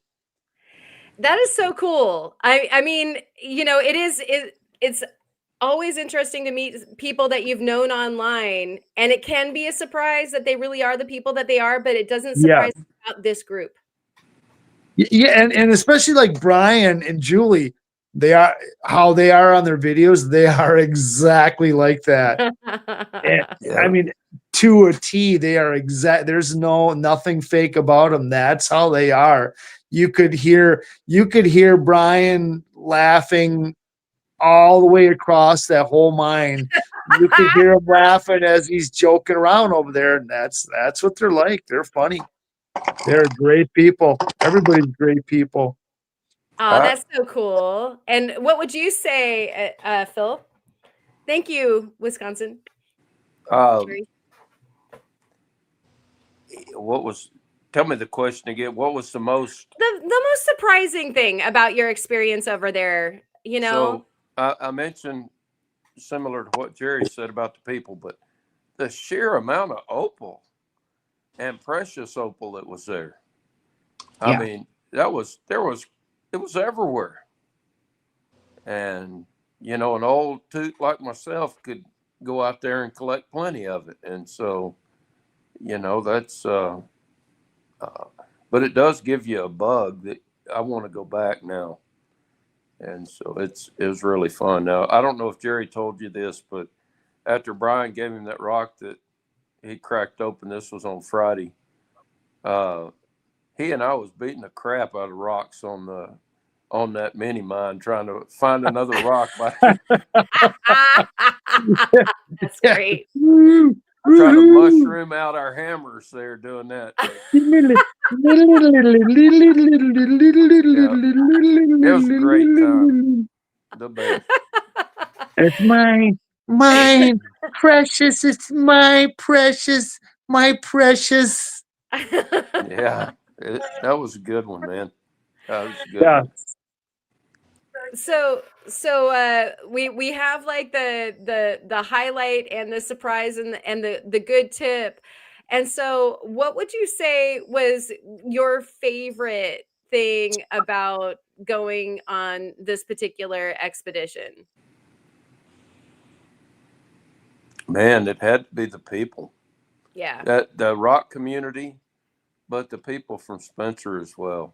They're top notch people, and it was great to visit with them, to learn from them. To have a little bit of challenge during our competition, but the people, it's great. Nice. You bet, Brian. What would you say about the staff over there at Spencer? We got to see some of them in Allison's video, and of course in the Julie and Brian videos that have come out. And I believe that Theo and Alexis. Well, yeah, Theo and Alexis, but also Kyle did some video stuff from the first round. And so was like, give everybody kind of like a little thumbnail on what the Spencer folk were like, in your opinion. They want you to succeed. That is their goal, is to teach you and for you to have a great time. And they start out by giving you a piece of opal to compare to, and then they come along and I think Jerry said something where they come in and they'll give you stuff to put in your bucket, and it's really good stuff that they find. But they want you to succeed. They want you to have a good time, and they work hard for that to happen. It's my opinion on that. Nice. It really does seem like they're just a phenomenal class act, you know. And what would you say, Jerry? What was your kind of overview about, the whole experience from the Spencer standpoint? Yeah, they are. They're top-notch people. I mean, it was really, and I tried to give them some, I shouldn't say try. I did give them some rocks. I brought some Wisconsin moonstone and some other stuff with me out there. And they're like, oh, well, here's something. I'm like, why? No, I don't want money. They're like, oh, you got to take something. I'm like, no, you guys are, I mean, you're letting us mine this, come here for free, and you not accepting free rocks back from me. I just like, wow, they're just so generous. I mean, it's just crazy. And then if you've seen some of the shenanigan videos with those guys, with Brian and Julie, I mean, those guys are a riot. I mean, I would have loved to spend time doing that kind of stuff with them, because they're just decent people. I mean, just wow, they're just amazing. And even like this Mike guy that was there, I mean, I got to know him really well, and he's from Texas. So yeah, they're just all around great people. Plus, their son, or Aaron's, their younger brother, depending on who you're looking at. The guy that does the cutting, I mean, he did, after we came back, he did a whole cutting thing where he cut the stones. So not only do they want you to find the stuff, they want to show you exactly what to do with it once you have it at home. because it's a seam opal. It's a little bit different. It's a little bit trickier. So they even want you to know how to cut it and how to cab it and make your own jewelry with it. So, which to me, it's almost like, you're like teaching me how to be your competition. That's how they are. They just want, like Phil said, they just want you to succeed. So that's pretty cool. They're really good people. Oh, I love that there are definitely mine owners and folks in the rock industry that have held things close to their chest, and I get it. Not everybody wants to give away their swimming hole or their fishing hole or their gold claim or whatever. But at the same time, when there's a respectful sharing of the absolute enthusiasm and professional importance of a thing, in this case the opal, it's really incredible to see how these guys comport themselves professionally with everyone in such a just charitable fashion. Like, we want everybody to know Opal Madness. We want everybody to know Opal love, Mm-hmm. Yeah. Yes. And did I mention Brian gave me the best opal Oh, shut up. ever? Thanks, Brian. It's the best opal ever. You're the teacher's pet. Congratulations.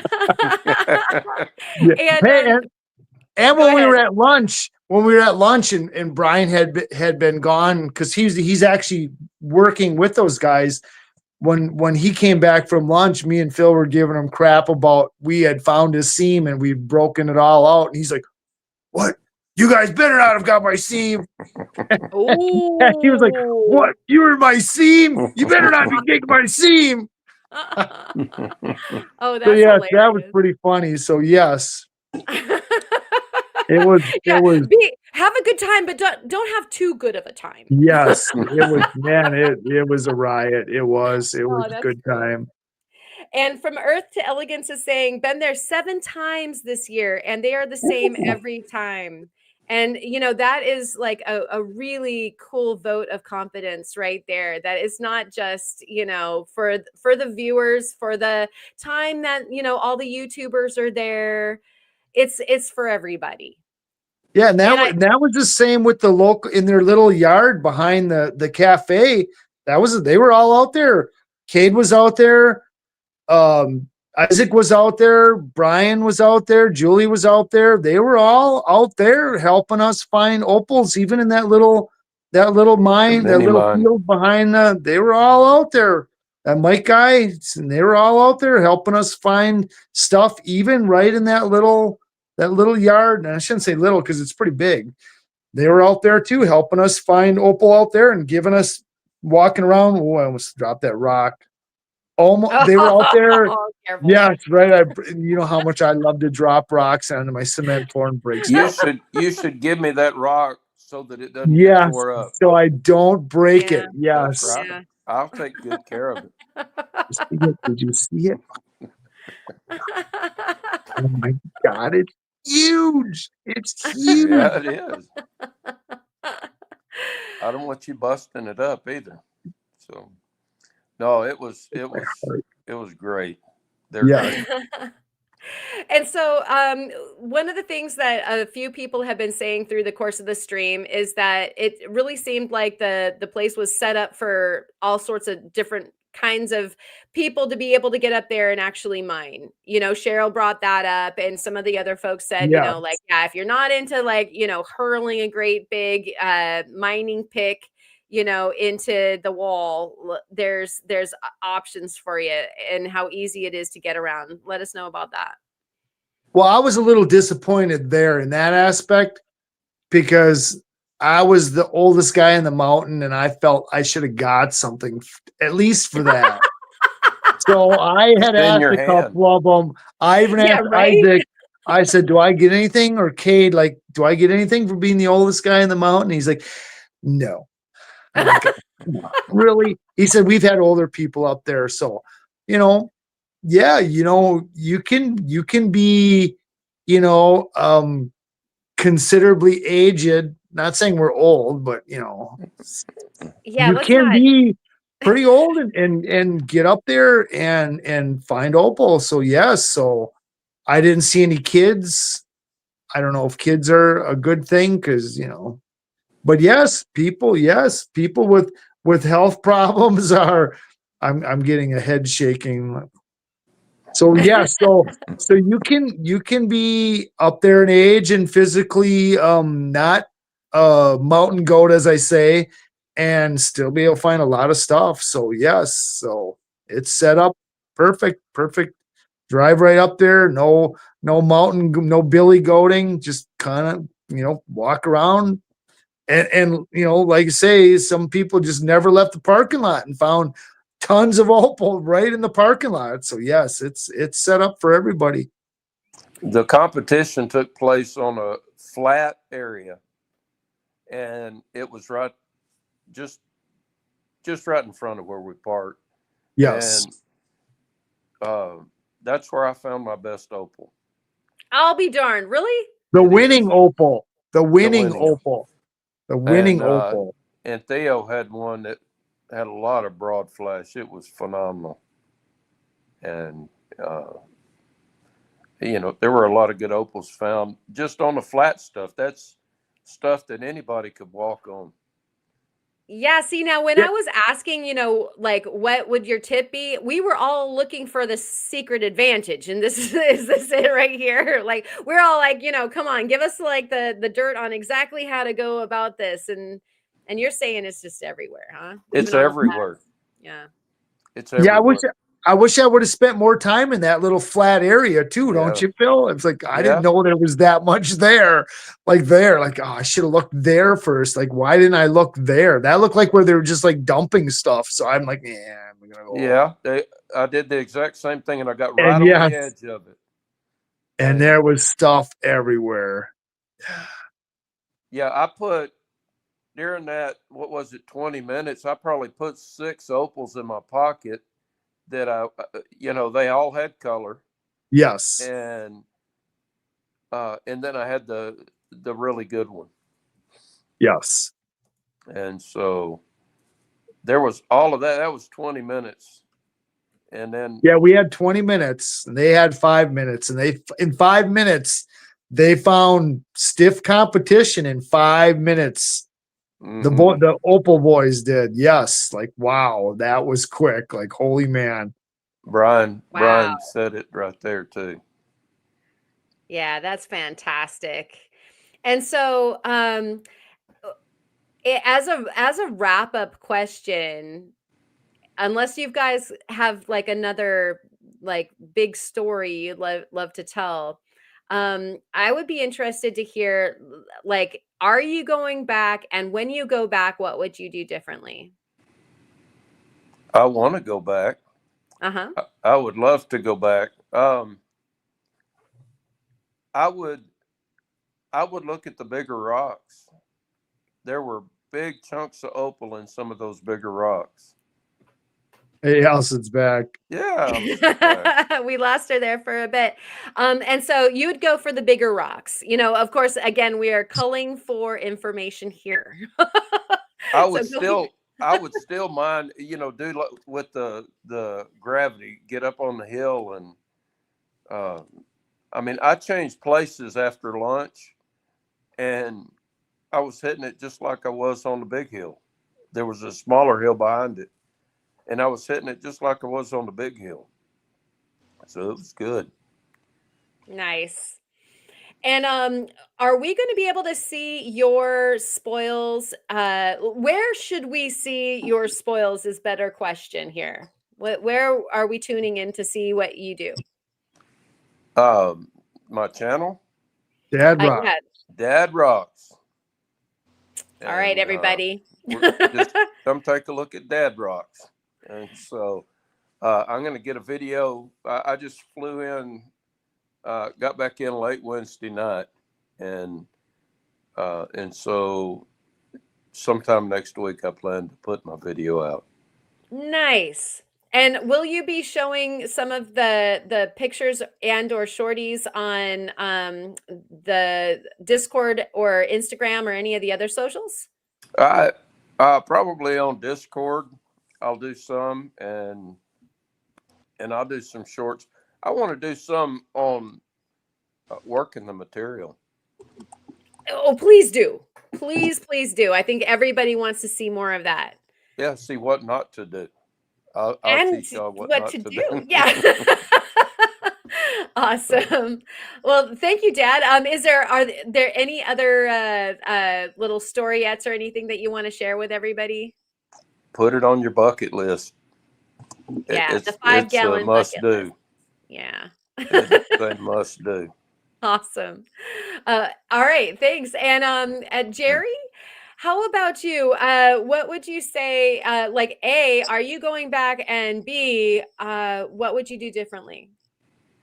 Yeah, I would love to go back as well. And what I would do differently is, like you said, spend about 3 months on the medicine ball and try to get in shape, because it's pretty it depending on what you want to do, it's pretty physical. I would more like Brian, like go after that seam, like do what they call hard rock mining, where you're picking and pounding with a maul, 5 pound maul, 3 pound maul, pretty big maul, and a chisel, and you're pounding and pounding and pounding and pounding. That's going to take some get up and go to do that. So yes, uh, that's what I would do. I'd spend more time trying to get in shape to do what I would like to do when I was over there. That's good advice. And I already have one video of the mini mine, the one connected on YouTube of the mini mine, and show some pieces close up. And of course I've got one video on TikTok, or a little short on TikTok. So yes, I'm cutting stuff right now. I'll be doing some video. I'll put it on the Discord too. So yes. And then the thing I like too was the Brian and Julie shenanigan videos. I don't know if people have seen it yet, where Cade slaps the face with that fish is just hilarious. I mean, come on. I call it the slap that's heard around the world. Yeah, I think that's on the member side. And so Yeah, yes, it was so become a member so you can watch, so you can see the slap heard around the world. Become an AVRE member. Yep, whipped cream challenge as well. So yeah, the whipped cream challenge, right. Yes. Awesome. Good stuff. Well, thank you so much, Jerry and Phil's Rocks. Thank you guys so much for coming on. Yes, thanks for having us. Sharing your, thank you. Experiences with it, and we'll look forward to seeing your opals. And I'll bid you adieu right now, and I'm going to bring Allison back on. So cheers to you guys. Thank you. Real quick, hit that like button and subscribe, Karen. Become a member. Thank you so much, Jerry. We'll see you guys later. Okay. And let's get Allison back up here. It's been a long, we revolved around the moon, it seems, since we saw you last. Circled the mine and came back to where we started. Yeah. Yes, thanks for coming back on. And so, I would love to hear what you feel like was the most special things, and some of the points that we just hit with the other fellas, since you were gone there for a little bit. The barbecue afterward. Oh, the barbecue afterward there was a lot of rock exchange taking place, a lot of because I saw Betty say in the comments, her one regret or thing she would do different is to not get distracted by all of her friends and just take her time looking at the rocks, right? So the barbecue afterward was a time when we could kind of sit down and get to know each other a little. I played a board game with its lattice. We had so much fun. And like I say, traded rocks and stickers and all kinds of stuff, t-shirts and things. Also, what was unexpectedly delightful for me was to be able to watch everybody else's videos. We were all there on the same day doing the same thing, but everybody has a little different perspective, a little different angle that they'll take. And so that's been really exciting and really cool to see.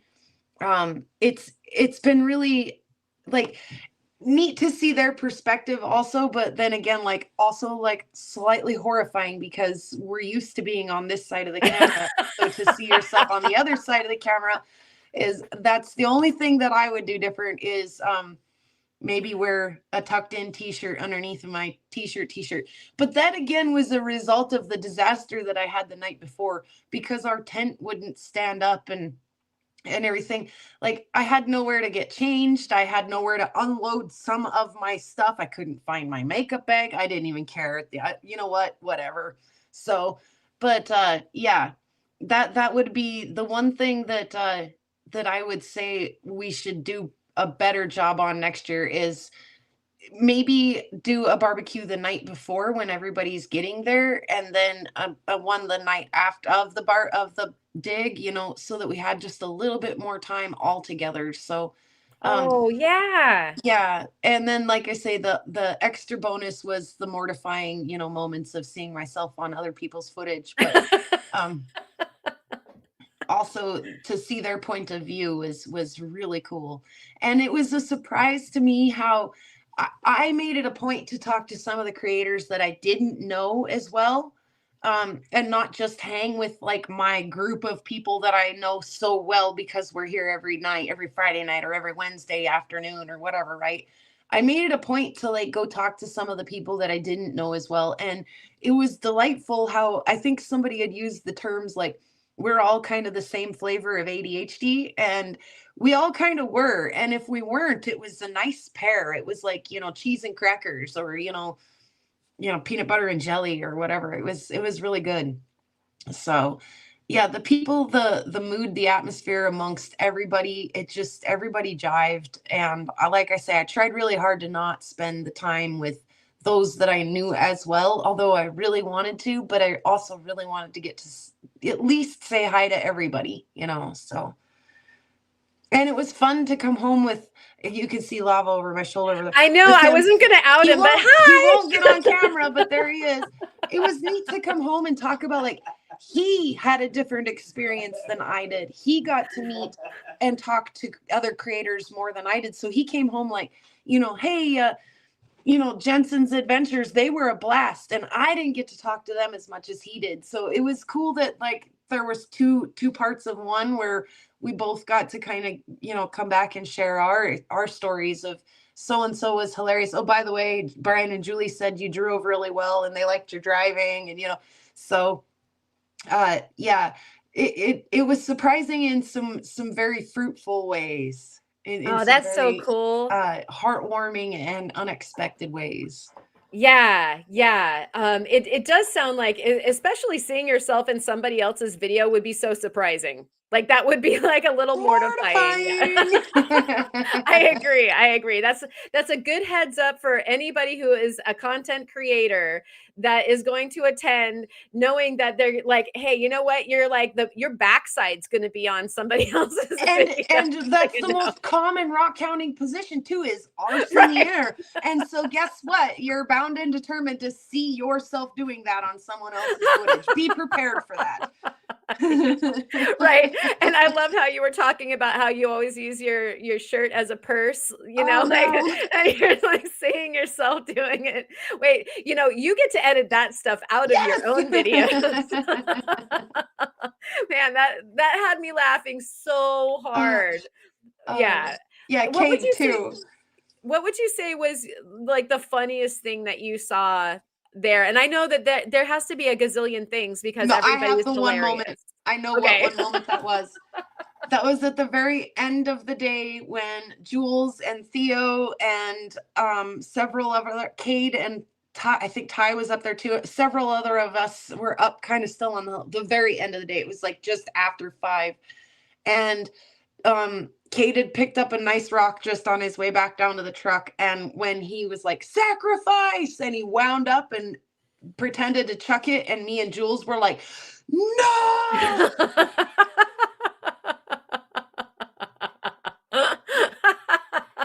was like, that was a neat trick there. That was very funny. Like, but seriously, I mean, the reaction between me and Jules are like, you couldn't have faked that moment. You couldn't reproduce it. You couldn't, it was just like, oh my gosh, so funny. So yeah, that was the highlight for me, was that one moment right there where yeah, it's just shenanigans. There were some shenanigans for sure. And I really enjoyed the crew. You know, Mike was neat. He did his from mind to mine with veterans before he was up there, which is just really a cool program that he was involved in. I got a kick out of Ty and giving everybody a little bit of guff too, you know, like you know, nurse, I'm yelling nurse, and then Cade's yelling, you've got one job, get down here, you know. She's coming. So, you know, one more band. She's never worked so hard with one group in a day in her life, you know. And then we were joking about it at the picnic tables. I was like, you guys, that's free healthcare. You can get that nowhere else in the entire US. Like you take advantage of that free healthcare she's offering you. Right. So, like, if you're gonna do it, here and now is the time and place. So Brian was saying a little bit of Julie's soul went with that throw. Oh, it just seriously, he didn't actually throw it, thank God. But yeah, I almost shoved him off the mountain. Like, what's the matter with you? So yeah, it was just the relationships with the people and how, like, we really weren't strangers. We really were just friends who hadn't met yet, you know? Oh yeah. So it was so fun. cool. It was fun. Yeah, Band-Aid girl. Yeah. I think that was more the FOMO, honestly, for me, than the Opals, because like, I can put some in an envelope and mail it to you, but I can't. Exactly. I can't mail you that experience, right?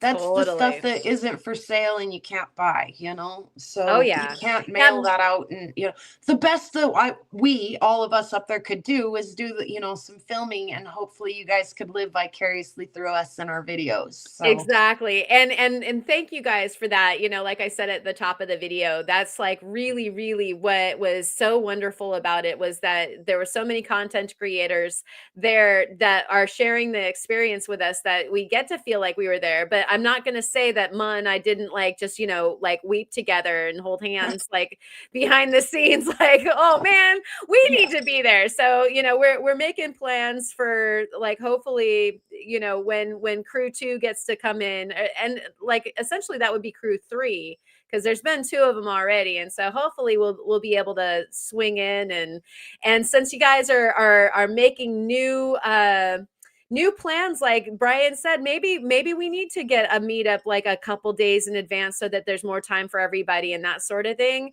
Then you know, maybe we'll have that figured out so that we can swoop in and take advantage.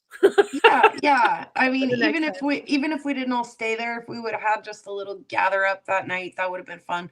I know not everybody can make it for all of that kind of stuff, but yeah, it is nice to get to hang out with everybody and have that time with everybody. So.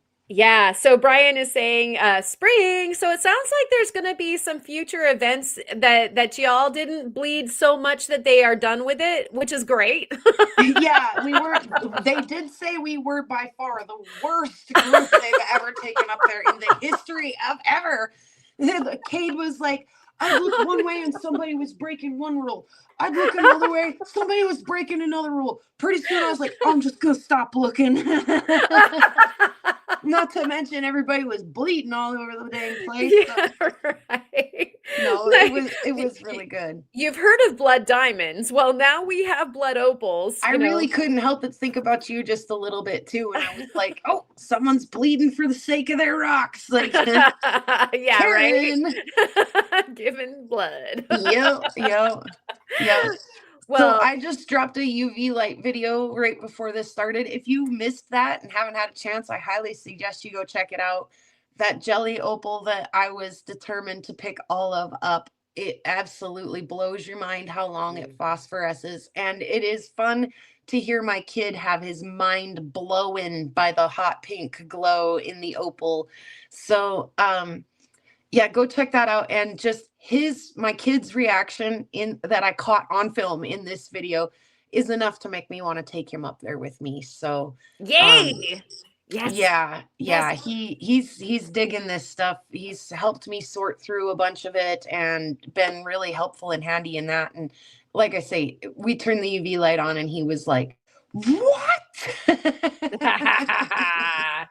Oh, So you know what? Like, I wonder. I'm not trying to start any trouble, but maybe they would be willing to do like a little night hound in like the little pile or something. That would be super neat if there was like a UV hound. That might be a really fun time. you could get Um, all the Hulk green and all the we called them superchargers, the ones that glow forever. Yeah. yeah. But So it's the thing of it is though that it's spontaneous. Their color, the precious opal with the color bars, the flash, the pinfire, all of that doesn't necessarily glow. It really just doesn't necessarily glow. And some of it right. that does fluoresce hot pink doesn't necessarily mean that it's precious opal. So it's really hit and miss. Like the only thing that I could really pinpoint was that a lot of the jelly it glows kind of a blue color, and then when you shut it off, it's green phosphorescence. That Wow. was pretty steady, pretty regular, pretty predictable. A lot of the halite opal glows the Hulk green, but not all of it. So it's pretty hit and miss. So yeah, you can, pick up a whole bucket of material and you're guaranteed to probably have one or the other of at least a couple of combination, whether it's one that phosphoresces, one that glows red, one that glows green. You might have a plethora of all of the above. But that in no way, shape, or form correlates to the precious opal or the color bars or the flash or anything. So yeah, Right. I mean, it's cool, but it's not anything they've pinpointed yet why it does that or why it doesn't. Yeah. Yeah. So Which makes it even more exciting. We love mysteries. Um, yeah. so it sounds like as far as those two questions that I gave the boys before they split, A, are you going back? Yeah. I figured, especially, because you're bringing your kid. So I yeah, would do some we're shady seeing you. stuff to go back. Like, Yeah, yeah. I really would. Don't put it past me to make sure I'm going back. Yeah. Hitchhiking, whatever I needed to do to get back there. Yeah. Yeah. Right So on. And so what would you do differently when you go back?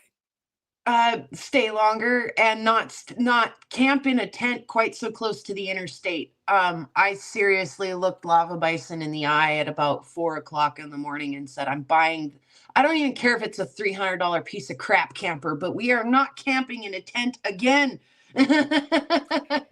So Cheers to that, man. oh I put camping to bed a year or two ago. I'll I still stay in a tent if I have to, but like I much prefer, yeah, like bring along our little casita or some kind of a glamp situation for sure. yeah. It just we were close enough to the interstate and in the tent that I could hear a lot of the interstate noise. And then the wind came up and it sounded like we were sleeping in a garbage bag. It was just flapping in the wind. And if it'd been one or the other noises, I probably could have got to sleep no problem. But the two of them together was just the sensory overload. That the excitement of getting to the mine, all of that. We forgot our air mattress. Like you get a piece of crap tent, and you're not going to forget your bed. I would have had a place to put my clothes bag and change my clothes. So we had a little side struggle with our camping situation, and I would be better prepared next time if there's any way possible. But yeah, That is like I say, I would great. do some shady stuff to go up there again. I would spend 3 nights in the truck again, even though it was not pleasant. I would do it again. So, but if avoidable, I would maybe pack a little better, and like I say, spend a little more time up there if I could do it more comfortably. Like we might have even stayed another night, but I was like, I can't do one more night in the truck. I cannot sleep in that truck, not one more night. That's So super good advice, actually. Honestly, it has definitely turned some of the expeditions that we've gone on in the past, like it made it shut it down early. It made me not get sleep so that I could mine properly the next day. Misery can supersede even the most staunch rock hound, and it's not okay. So don't sabotage your time by, having a setup that, like, I have slept in the cab of our truck before, Absolutely like, did. yeah, like so curled up and contorted that it doesn't make any sense. Like, you're not really getting sleep, and that's not a good way to set up your good time. For sure. But if you have to do it, Yeah, if you have to, you will. Yeah. I may pay dearly for it for the next couple of days, but I will do it. Right. Yeah. Um, Yeah. well, like Doug wanted to know if there were any Sasquatch sightings. That's got We to be. saw a Sasquatch at the Tyser Gardens on our way, and gnomes galore. And so, yeah, it was just a really fun trip for us. And yeah, despite some of the difficulties and stuff that were had not just by us, but by a lot of the folks up there, no one complained. We all did it with the biggest smile on our faces you could ever see. And yeah, it was, like I say, super cool to just not only get to mine. Yes, the mining's cool, but again, like I said, that's the stuff I can put in a package and I can mail out to those who missed it. The stuff I can't put in a package and mail out to those are the memories, the friendships, the laughs and the love. So it definitely, we need to do this again. And whether it's here again, or like I saw some people saying, why don't we plan a couple trips throughout the season, maybe one here, one there, one everywhere. So I think it's worth it. And I'm a budget hounder. I've always been, a single mom on a budget, raising 2 kids on a budget. This is something that if you're in my situation and you have to save up to go do, I highly suggest you do it at least once. It really was worth it. So Nice. Yeah, yeah. I love those words. And I have to say that, at the very least, once again, you guys filmed the people part too. Like all the introductions and the interactions and the laughs and stuff like that. And it did really feel like we were on board. So thank you for taking the family along too. Yeah. Yeah, that really meant a lot to all of us. And everybody is talking about how much they love their campers. Right. I don't even care if it smells funny. Like, I know. Just having a place that has a bed that's already ready so that you can just crash, and a place where you can get naked and nobody's looking at you. Yeah, like I changed my clothes when I came back from the mine, especially my socks, because I did have dirt in my toes, right? Oh, and yeah. I just grabbed some clothes and I ran up behind Brian and Julie's camper and was like, "Don't look, I'm changing back here." Like, right? I couldn't You gotta take do it what anymore you gotta after like do. 2 days. Though I was like, "The fresh socks for sure." For sure. And here Brian is saying we need to have meetups in different areas so folks can make it to folks that can't make it to Spencer can make it someplace else. I endorse this completely. I think that what's more fun than like a family gathering that you really look forward to. I felt so on our way down there, it just popped in my head that this is like a family reunion. And there's a musician and artist from Canada. His name is Corb Lund, and he wrote a song called Family Reunion, and I was over there singing it, to Aww. Joseph the whole way. Family reunion, she's gonna be a good one. Like, yep. Here we go. And it was that when we got up there. You remember my kid plays the mouth harp, it was just like, oh my God, I could just in my head the whole time, like it was like the theme song. Rockhound reunion, she's gonna be a good one. Oh my gosh. Yeah, that's gotta happen. And there's gonna be a thing one of these days where we all meet someplace and there's a jam at the fire. Let's bring the instruments and make some noise, y'all. That would be so much fun. Another reason to get a camper. Right? And you can bring the bass. And the bass would fit alongside my bags and my buckets. Because it was one or the other on this trip. Buckets or rocks or bass. Both didn't fit at the same time. So yeah. I wouldn't have to make that sacrifice if I had just a little bit more room. I can see you guys getting pulled over, and the cop wants to see into the camper, and there's like a base in the bed. You know? Yeah. And it looks like a body from his Yeah, point of view, like exactly. a casket. Exactly. Like, Who's up there? Don't ask, don't tell. Yeah. How many Well, rocks do you have in baggies and why? yeah, exactly. Officer. I have an addiction.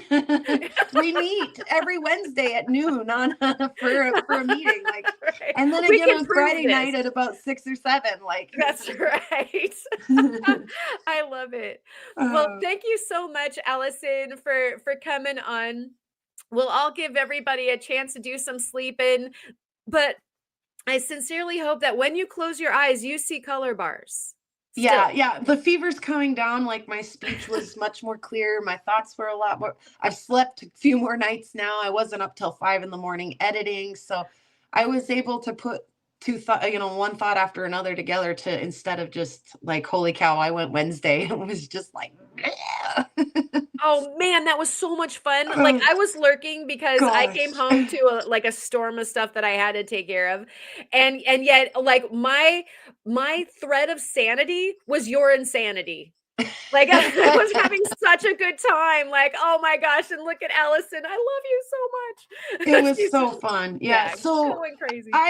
I hope to see more creators. Like, let's get this going. And, like, yeah, maybe spring is better for you than fall was, or fall is better than spring, or, you have to save up to do this. Like, whatever it is, that I highly suggest you make it happen.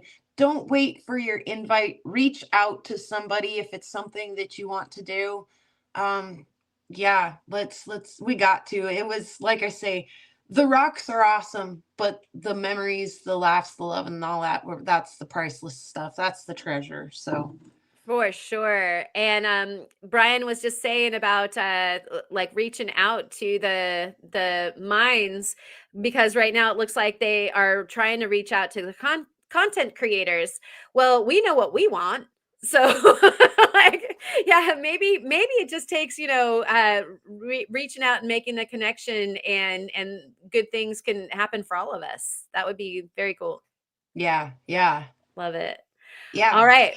So thank you again for coming on. It's been a blast. I really appreciate you taking the time out and showing us all of the pretties. Not even all of the pretties, but No, we'd be here for it. I think it took a little over 9 hours to collect it all. It might take that long to show it. So, right. But we're looking forward to all of that footage. And so, are we looking forward to another yes, video coming out very soon? yes, and yes. Okay. Yes. In fact, I'll probably just start a playlist. So, yes, and yes, and yes. yes. To that. Yes. All right. Well, cheers for now. Thanks again for coming on, and we will see you for sure, at least at the next premiere or on Wednesday. Awesome. See you guys in the chats, and see you around on your videos. I can't wait to be mortified by myself in your videos. I'm really looking forward to it. So thanks again. And thanks, Lava, who's also there. yes. Yes. Bye for now. Wow. Okay. So if you haven't got some opal fever going already, then perhaps it is that you need to come out for the next opal expedition. That sounds like it'll be going on when the winter season is over. So I know that one of the reasons why they scheduled this particular mining expedition was before it freezes and it stays frozen up there. What did we decide? It was something like 7,200 square feet above sea level.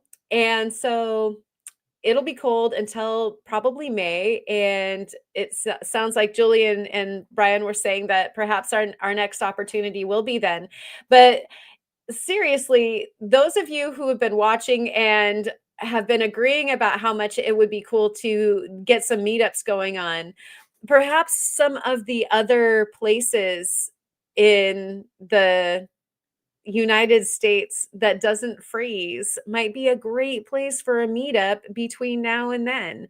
And so, if you're in the West, especially if you're in the Southwest, perhaps it might be a good time for all of us to hang out even before the May get together that will be happening over there at Spencer. But we'd like to again thank Spencer for opening up the opportunity, the Spencer Opal Mine and the Spencer Opal family of the folks that all run the mine, for inviting all the creators and thusly inviting all of us that get to watch all these fun things happen out there. Otherwise, people wouldn't necessarily be videoing it. It might not even be on our radar. So we really appreciate that.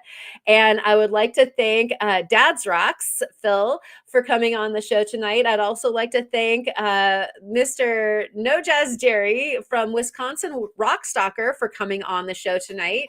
I would love to also thank Brian and Julie for arranging both of these meetups. If it wasn't for those guys and the liaison that they had made with the Spencer Opal Mine, this would not have been going on either. So we wouldn't have all the eye candy and the shenanigans to be watching at all. And then I would like to thank all you guys that have been in the chat for this, because you were there or you're pitching in on the things that you would love to see. And so it's been a really great chance for us to be able to have a dialogue, not only with the channels that went, but also the channels that went that were there in the chat. And so I really appreciate you guys for hanging out and being part of the discussion as well. And so hopefully we will all be there in flesh and blood, not too much bloodletting, at a time soon. When I talked to Isaac, they have 2 more mine digs this year, and shortly we'll have next year's dates on their website. That's great information. And I do understand that, some places they got to close because it gets wet or it gets freezing or all the things. It's just too dangerous to be on the mines. But keep in mind, especially if you like to travel, that some of the other hounding spots, actually the best time to go are the winter months. And so, like I said, Southwest and some of those locales are maybe going to be on your list, hopefully sooner than later. Go and check out the AZRE, like everybody's talking about the fish slap and some of the other things. And so definitely go check out their membership size. It costs you less than a cup of coffee to be a member each month. And so go definitely check that out. And Sierra is asking me about this Sunstones, Karen. A meetup at Sunstones would be super fun. Again, this is one of the places they do close for the winter, but they have a long season. And then even farther south, if you're going down into Nevada or Arizona, then there are definitely some places where we could all hang out in the wintertime that are accessible. And that is actually a thing in my radar for the next very soon. Let's just say I am abundantly excited to be doing some of that very soon. And so Karen's house. Yeah, and the jamming would be good here too. And winter is a place where the rock hounding here on the Oregon coast is actually better than the summer. And so we're going to be going into my season actually, but it's dangerous. And so, it's not necessarily a meetup thing, because in between the squalls and in between the sneaker waves and the low tides and the things that, you have to be careful about is when you might be finding things that are amazing and never found before sometimes. But at the very least, some really nice old marine fossils here, and some pretty darn good agates as well, I gotta say. Yep, and here's this: beachcombing is best in the winter. And so I'm looking forward to the studio time, but also looking forward to being back in the range of where I belong on the beach, hounding for things, which I love to mine. I love hard rock mining. I love ground scores. I love, surface collecting. I love it all. And we're going to be doing some of that very, very soon. But I'm looking forward to the storm season for sure. And sunstones are worth a hint and greet, a meet and greet, maybe, for sure. Oh my gosh, that would be amazing if we could find ourselves out there. And we've got we've got some fun coming our way too. I'm excited about that. We'll figure out where's good for that time of the year. Hopefully it's a little early for some washouts, but we've got some secrets for close by, I think, that we can help you with. And right, gravel season. Oh, love it. Love it. Hunt. Yes. Worth a hunt. That's it. A hunt and greet. That would be so much fun. Because that's actually central enough that maybe a lot of people could come. We should try to do that at some point. And Allison's saying not looking forward to winter. I know it's tough. It's a bit of a grind. And so everybody, let's hunker down and we'll go through it with our rocks together, because there's lots of stuff to do in the studio. And I've got new studio toys that I haven't even unboxed in front of you guys yet. The lives and the videos will be coming soon for the new toys for the winter studio. Plus we're going to be processing so much stuff. We're going to be processing so much stuff from digs this year, and some of them still have to be dug. So happy times are ahead. Yeah, Scott is close by, and he knows his stuff for sure. And oh man, I want to do this too. Like the central is a good time, but I think that all of us kind of hanging out towards the AZRE people would be really super fun too. Yes, doing a meetup would be super good. And it looks like everybody's figuring out the deets. The PNW meetup's gotta happen, guys. And everybody would be invited. Just come out to the PNW. It's a good place. It's a good time. All right. And so I was going to go over all of this stuff about how to store your gems and stuff. And I've been getting organized, and it's such a good thing. I know that like everybody's seen gem jars before, and everybody, has racks and racks of things, but it's a really special thing if you can get your stuff actually organized into such a way that you can either conduct your business or there are little guys in there. They're just getting overexposed because of the white and the black at the same time. But we will go over all of our tricks on getting organized on the next one. We did do a maker's bunch where we went over a lot of that stuff. And so perhaps it's going to be on another maker's bunch or on our next Friday Night Live. But I am all about trying to get everybody organized in their studios, because imagine your studio like a painter's palette. It's all in front of you in such a way that it beguiles you to want to create. If you can see everything that you need to see and the spaces are clear so that you can just start a project, wouldn't that enhance your opportunity for your creativity, whichever it is? If it's lapidary, if it's jewelry making, if it's silversmithing, all the things, wire wrapping, whatever it might be. Let's get organized. This is kind of like our spring cleaning, but it's the late summer, early autumn cleaning, so that during our winter studio season, we are absolutely perfect in our opportunity in our workspace. That's what I want to get to. And so hopefully you guys can all be inspired to. We'll just like have an infectious bug, just like the Opal Madness that we just celebrated. We can gather all of our inspiration so that we can make the very, very coolest places for us. If we must be in an art cave, let's make that art cave be absolutely the most splendid creative haven that we can make it, so that you can just enjoy your rocks and that there's no stress there. And so with that, I will thank you guys all once again for coming and hanging out and making the guests feel welcome. Thank you, Mr. Chubby Hubby and Lava Bison and Wisconsin Rock Stalker and Doug. Thank you so much.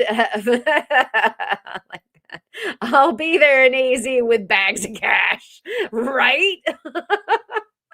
And Kid Curry, thank you so much. You always make it so much fun when you come. And I know Ma has been lurking along back there, being super duper helpful. I see you. Tara's Treasures, thank you for being here. Sierra Hounder, also thanks, and with good ideas. Allison, thanks so much for coming on.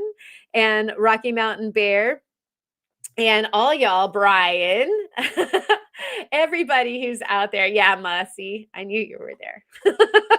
Ryan, thank you also.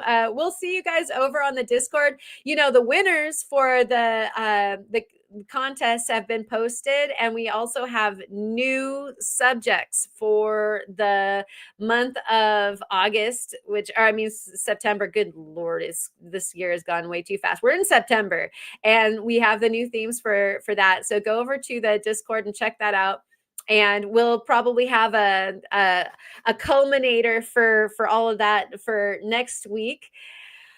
And now I'm going to go play with some rocks. All of these well-organized rocks that I have ready to go. I think I'm going to play like they're on a jeweler's palette instead of an artist's palette. We're going to create some fun stuff, and I'll post it.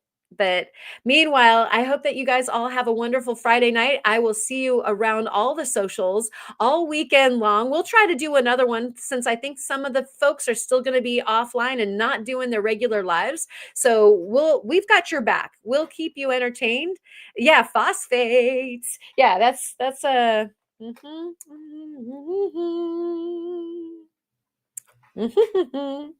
we're excited.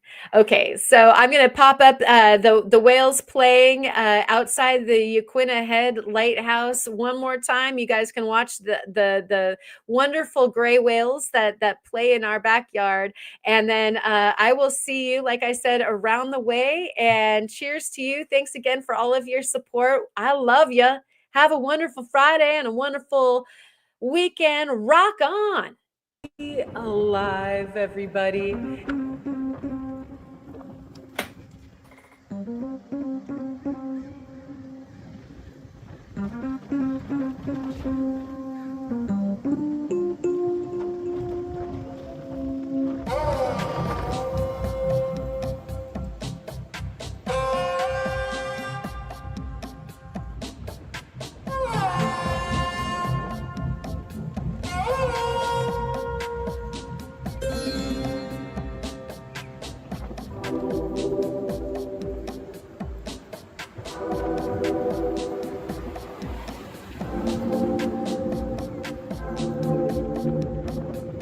Are you here?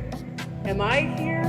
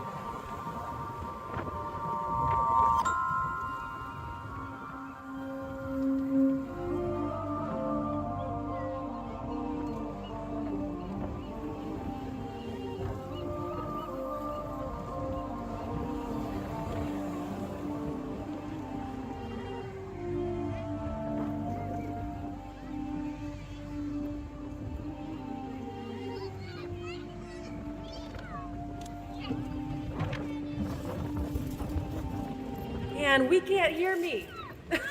Let's start over again.